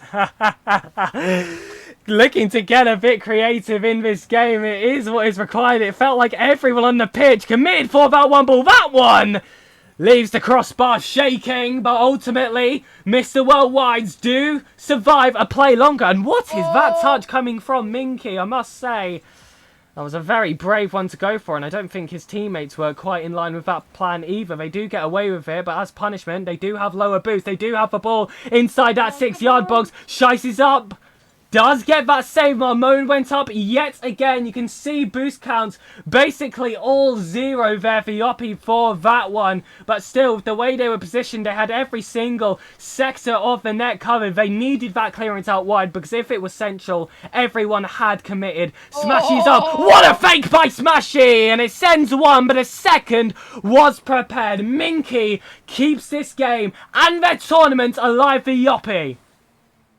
Game 5s are my favorite. Going to the last game, you get to see everybody at their best because pressure makes diamonds. And Mr. Worldwides definitely are shining bright with their flawless 5-carat rings out there on their hands. Great decision making, still going their opposite way though. Yoppie really trying to pull one on, and again, it is another shot on target, but we are able to save what a miss! it. No! You're What? making me scared! Oh, that's another big chance wasted there from Yoppie. Unfortunately, they have had a few of those this series. Perhaps the pressure getting to them. Perhaps the fatigue of the lower bracket. Mr. Worldwide get away with another play, but that's a big demo to open up the space. Lassa able to add another save to his tally. Definitely been the most defensive player of the day for us. Smashy shined that one down. Momoan having to fight through a lot of physical ruffles and tuffles there right as he reached the 6-yard box. Couldn't break his way through it, so now it's Smashy. Will just abandon the play. No boost left in the tank. That corner, though, being able to reclaim it could build up to something vital later into this play. We're at that stage now of the RLCS. All these little decisions build up. Smashy doesn't get the touch. Icon is heading backwards. Smashy does well to interrupt the rotation just to get himself the perfect play to beat his first man. 60 seconds left on the clock. You hear the tone in your ear. You see the yellow text on the screen. This has to be the final charge. This is Rocket League. Good pop-up high. Can Lassa end it right here? Oh, he's done it! In. There it is. Second goal, 2-0, Mr. Worldwide taking down Yoppie. And the defensive powerhouse shows himself in the final third. It's beautiful, it's flashy, and this time it isn't Smashy. It's Lassa with what could be the qualifying goal. Marmoin looking to make a change to those plans. There's a great infield pass there to Minky. And you spoke about pressure making diamonds. Is there enough time? Is there enough strength behind the back of Yoppie to add another twist to this story? Unfortunately, life is a highway. Yoppie have put another goal on, have put their first goal on breaking their unresponsiveness in this whole game. But 33 seconds remain. All we have to do is keep the ball out of our half, and we've got this in. All these demos are slowing Mr. Worldwide's down. Good pressure coming in from Smashy. Icon now with it. Good pop-up high. He needs a follow-up to Score that! another goal! Winner! There it is! Lassa finds the opening. Icon makes it happen. Smashy gets that insurance bump as well, but there was no way Shice was going to be back there in time. That's the 2-goal difference with 15 seconds left. Maybe we said before, look, we thought a bit ahead of time. A goal came in. We spoke about pressure. No more pressure anymore. Let's make it 4. Shut them out. Send them away. They were worthy opponents. But ladies and gentlemen, this is it. Good lucks in chat, really good sportsmanship from their opponents, but this is over. Mr. Worldwide take on the toughest region. They go to day 3, a new format and a new team to join the ranks. Huge high fives and huge claps all around. Mr. Worldwide kept us so entertained. I mean, they have an entertaining name. They have to be entertaining. Look at who they're representing. Pitbull. And Mr. Worldwide's every game was a roller coaster ride. One moment we thought they didn't have it, then they have it, and then they don't have it. And my heart has been racing the whole time. I think I flatlined at least 7 times, especially during that Stormtroopers match. Again, I'm going to say it, and I'm going to say it loud. If Stormtroopers are 6th seed in start, then they should be 7. Mr. Worldwide didn't come to play games. They came to dominate. Ooh. Pushing it to the very end. My goodness. My voice might have cracked, but Mr. Worldwide's players certainly didn't. Such a high pressure situation. They had such a long break between their 2 series as well. I believe they had one of the longest breaks that was possible throughout all the brackets. And wow, what a tough competition as well. I mean, Yoppie, we really have to give them their flowers. I know that seeding was kind of all over the place for this first qualifier, which is why, you know, I've got a feeling that Yoppie, when they gain a lot more seeding coming off the back of this one, I think they are going to be getting easier runs in future qualifiers. I think they are going to be getting top 32s as well, and potentially even more. I mean, we've hyped ourselves as a team that, you know, we want to try and push for a single top 8 throughout this split, and definitely a team we want to see in main events. And if the likes of Yoppie, just after, you know, we kind of went a bit toe-to-toe as well with Stormtroopers as well, had such a good performance against us in that final game, putting everything within 1 goal. I believe we had more than 2 overtimes, at least their stars, something insane. I mean, what drama was that? And I do just want to say as well, thank you to everyone in chat for being respectful. I know that we got some supporters from the other side, but honestly, safe space, everyone. If you want to watch your team, come watch your team. It was very nice. And again, thank you so much to the other side. But Star, what a day this has been. And thank goodness it has a happy ending. Hey, one thing I'm wondering is, what would have happened had we seen Yoppie go against Stormtroopers? With this being such a close series, I really do think they could have had a good opportunity as well. So no hate on Team Yoppie. Of course, we're supporting Mr. Worldwide. So for those of you who came from their stream, be sure to follow. SirPigasus and I are going to be walking you through the journey of this team for the whole split. So I just want to see more from this team. I want to hear from this team. I know we talked about interviewing them. Were we able to get them to commit? Yes, I believe we are going to go on a short break, and I think Icon has again nominated himself for the interview. We had an excellent one with him yesterday, so I think it's very exciting to get him back on a mic, back on the stream. I believe he doesn't use camera, so also you can have both myself and Star's wonderful faces on screen. But again, for those of you that were just here for the Yoppie series, thank you so much for tuning in. I hope you enjoyed your time here. And for everyone else, we will be back after this break with, I believe it's going to be Icon. Which? Hello, everyone, and welcome back. You've been watching us cast the journey for this team in Mr. Worldwide, myself, SirPigasus, and originally we said that we were going to have with us Icon. Instead of having team players, we actually have someone I wanted to interview as well, the coach, Nordic. Nordic, welcome. How are you feeling? Thank you. I'm feeling pretty good. I mean, we took it a little bit more to a nail biter today than I think any of would have liked, but made it through to day 3, upper bracket, lower bracket. It doesn't matter. Everything's touch and go now for the Swiss. So we're just all happy that it worked out, I think.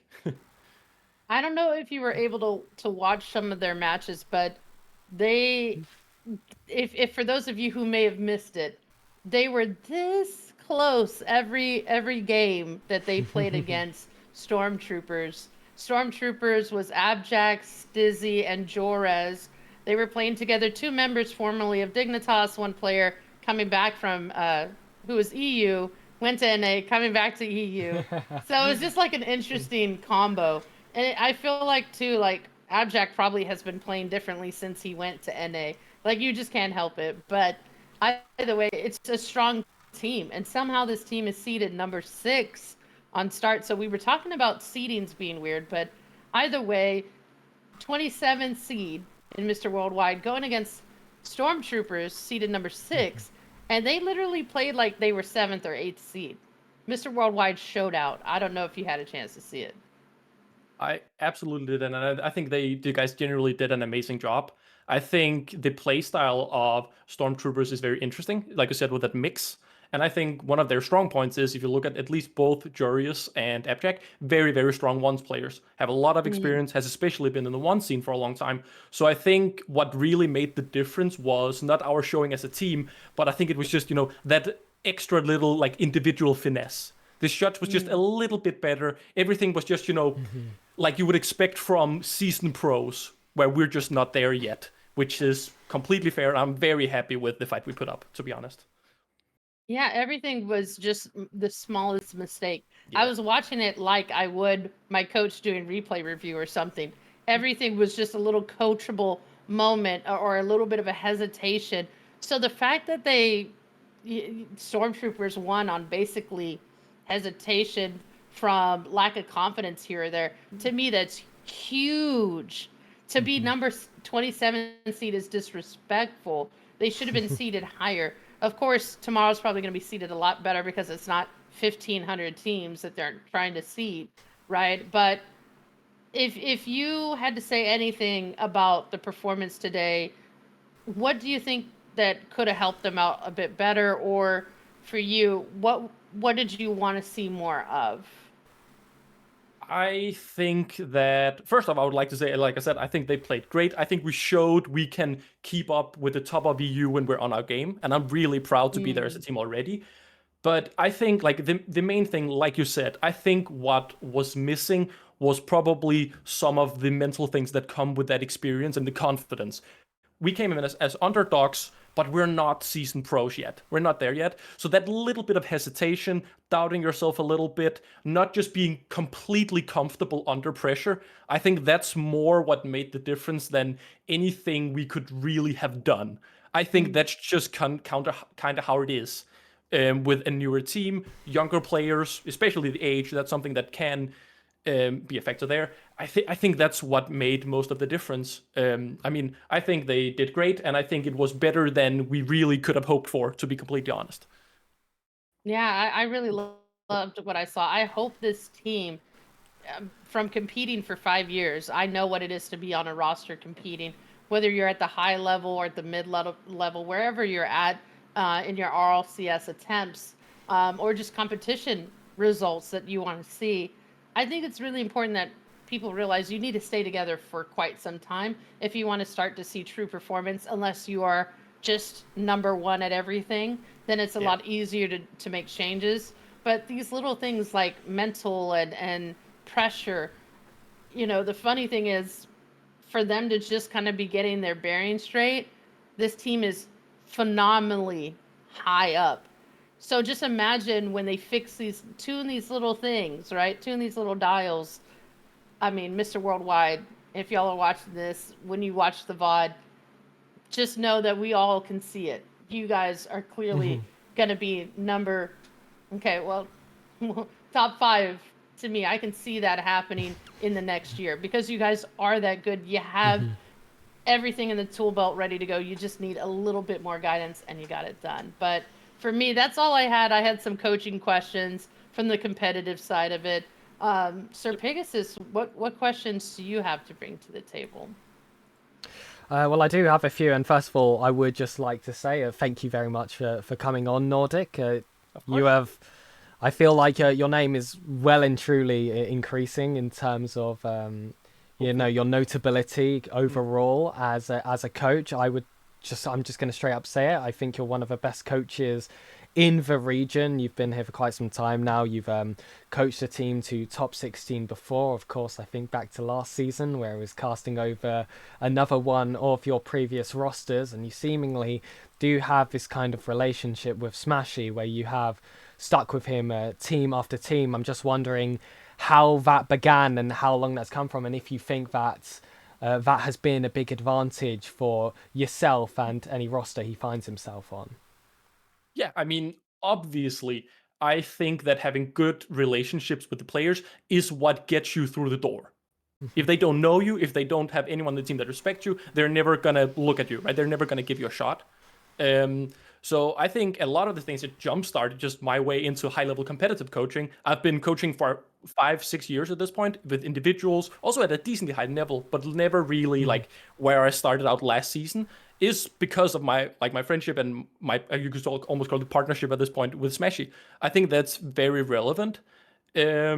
And it's very mutual, right? He likes what I bring to the table. I like what he brings to the table. So I think we're just generally a good match. I wouldn't be surprised if we we might not stick together the entire time, but I wouldn't be surprised if we would, go together here and there because we just work well.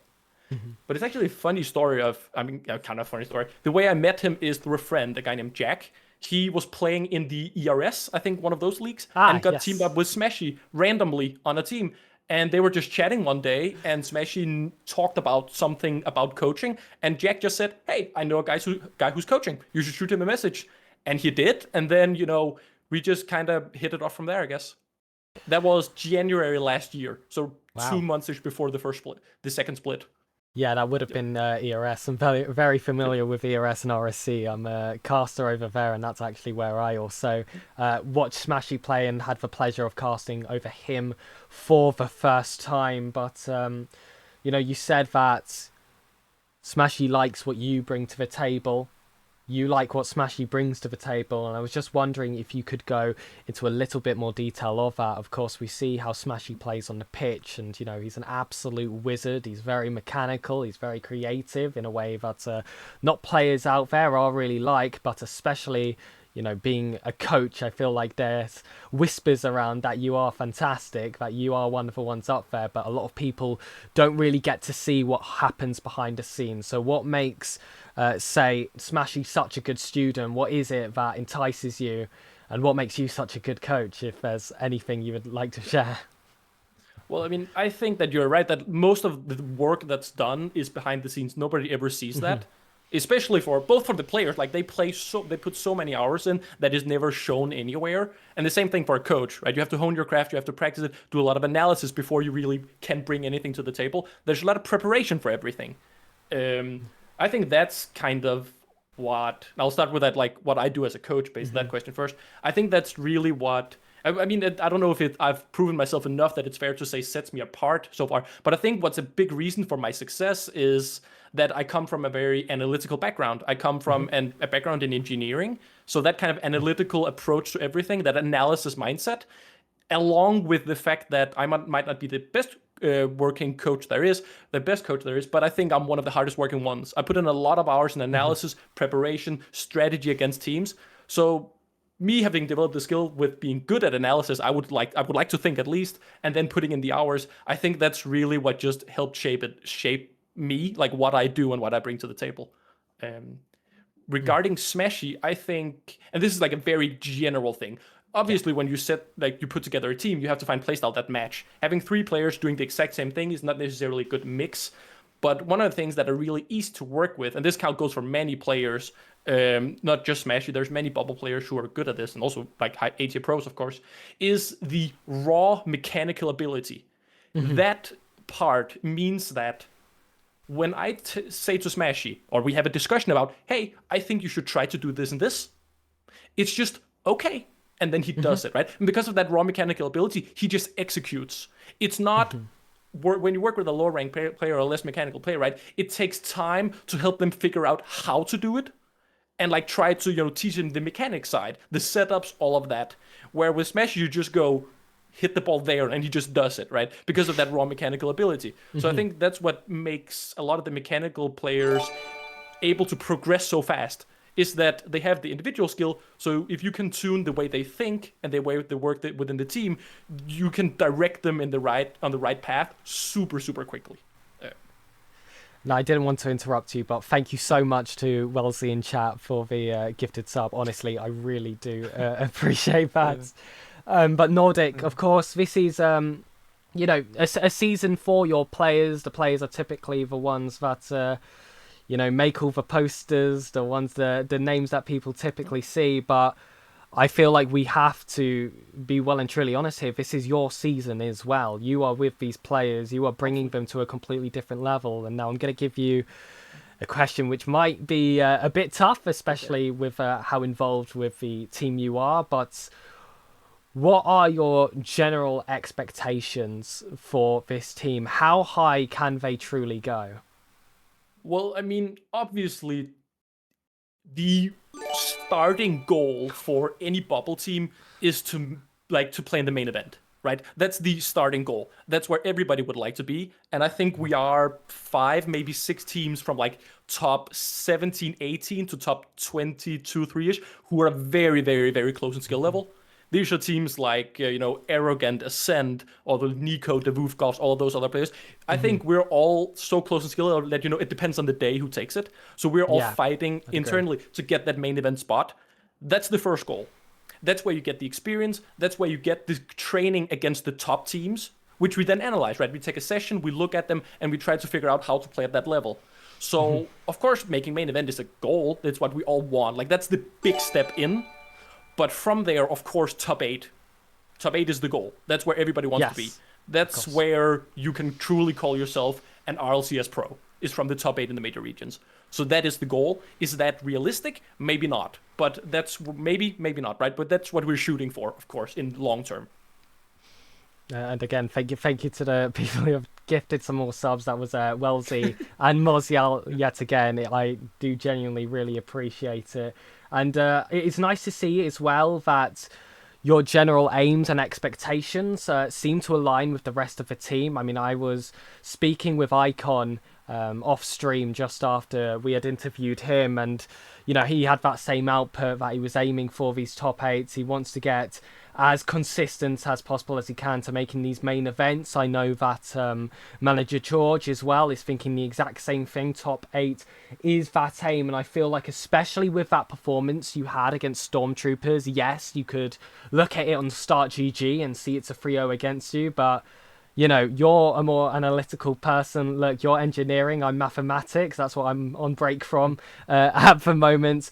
We know that there's beauty in the finer details, and you can see in that game that it was those small margins. And I would agree, I feel like in general, it was just those very, very little things. Like if, they were playing against completely different name tags and they were playing the exact same Rocket League, I would say we would have a much better time during that series, of which we already did well. It's kind of that... Yeah, I hate to use the word, and this is unprofessional, but the aura that those nameplates have on the other side. When you see the likes of Stizzy, Jorius, and apparently Jack, of course, it's going to force something out of you. But overall, I think that was really positive. And you have, of course, made the Swiss stage. You've earned yourself out. I want to say that's top 32 now. And I believe so. Looking around, I'm not sure if you've had a look or agreed. I would say that we got the tougher Swiss. I know there's been conversations about the seeding and that. Yes, I feel like it's gone against us in that regard. Thank you for the follow, Wellesley. And I'm just wondering how confident you were feeling about day 3. Is this going to be a straight off the gate, straight into main event? Do you see that as realistic? And by realistic, I would also kind of ask, how far would you push that? Is it more likely yes than not? What is your kind of range and outlook on the following day? Well, I mean, I think first off, I think just EU is tough. Like, as you said, I think we got a slightly harder bracket, but a slightly harder group. But is the other group easy? No, not at all. I think it is slight differences. Realistically, I have tried to calculate the group before and looked at some of the teams we're gonna play. And I think that there are certain teams in there that are simply not realistic to beat. I think there's teams that, if we have a good day, we can beat. And I think that there's teams where we should beat, right? Confidently should beat. I think if we have a good day, top 8 in the group is possible. I think if we have a bad day, then no. So if everybody performs, if all of us are having a good day tomorrow and everybody just plays well, maybe we're also lucky that some of the other teams aren't on their best level, then I think it's absolutely possible. Honestly, I think I would give us a coin toss at this point, depending on how everything shapes out. I think I would give us a coin toss, maybe slightly in the favor of not making it because of our group, but I think realistically, any Swiss group we make to, unless we get a really, really unlucky group, I think it's more or less a coin toss. It's between us and those other 5 teams, like I said, between top 17 and top 22-ish. It's who makes it on the day, I think. Yeah. That's going to be the difference. Yeah, absolutely. I think this has been one of the craziest, most competitive things I've ever seen around that top 16 kind of range. I mean, last season, I was saying the exact same thing, and now I feel silly that I was saying that during RLCS 2024, because I generally think that 2025, especially in Europe, has really brought the heat this time. So many great players, so many teams as well getting upset by players perhaps we have underestimated. So there's even more forces behind it than we could initially assume. But Nordic, I'm just gonna leave the ground to you temporarily if there's anything that you would like to say to the stream. And before I do that, thank you very much to Pepperell for the gifted sub. I don't know what a hype train is. I don't actually know that much about Twitch, but it looks very good. So thank you very much. It's three of my friends, Wolsey and Marcy and Pepperell in there. Oh, what a legend! Thank you to all of them. Tell them personally afterwards. I will. I'm gonna be jumping back in the call them and chatting with them in like 5 minutes when we're done. So I'll make sure to thank them for you as well. Like I said, is there any words you want to say to the stream? And you know what? I'll throw it out there as well. Potential organisations, because, you know, I won't take the words out of your mouth, but this is a team deserving of one. I mean, of course, we're hoping to get one. I think the only real thing I think I would say to, like, just in general to end off an interview like this is, like you said, I 100% agree that the devil's in the details with a series like Stormtroopers, right? And if anybody at all that we're going to be playing against tomorrow looks at that series, goes 3-0 and discounts us and underestimates us, I'm happy if they do that. That's great for us. I think being in the underdog is not bad at all. It means that there's no pressure on us and we can just play our game. So if anybody wants to If anybody wants to underestimate us, feel free to. I don't mind at all. And that's quite funny because I don't know if this was a mentality instilled from you or if it was already there, but Icon was saying the exact same thing yesterday. Mr. Worldwide, underestimate us if you dare. Managing to qualify to the final game. I am just going to throw over to my other caster, Rocket Star from the skies, from the heavens. I bring you back to the stream. Is there anything else you'd like to say? No, I'm so happy that we had the opportunity to cast together SirPigasus.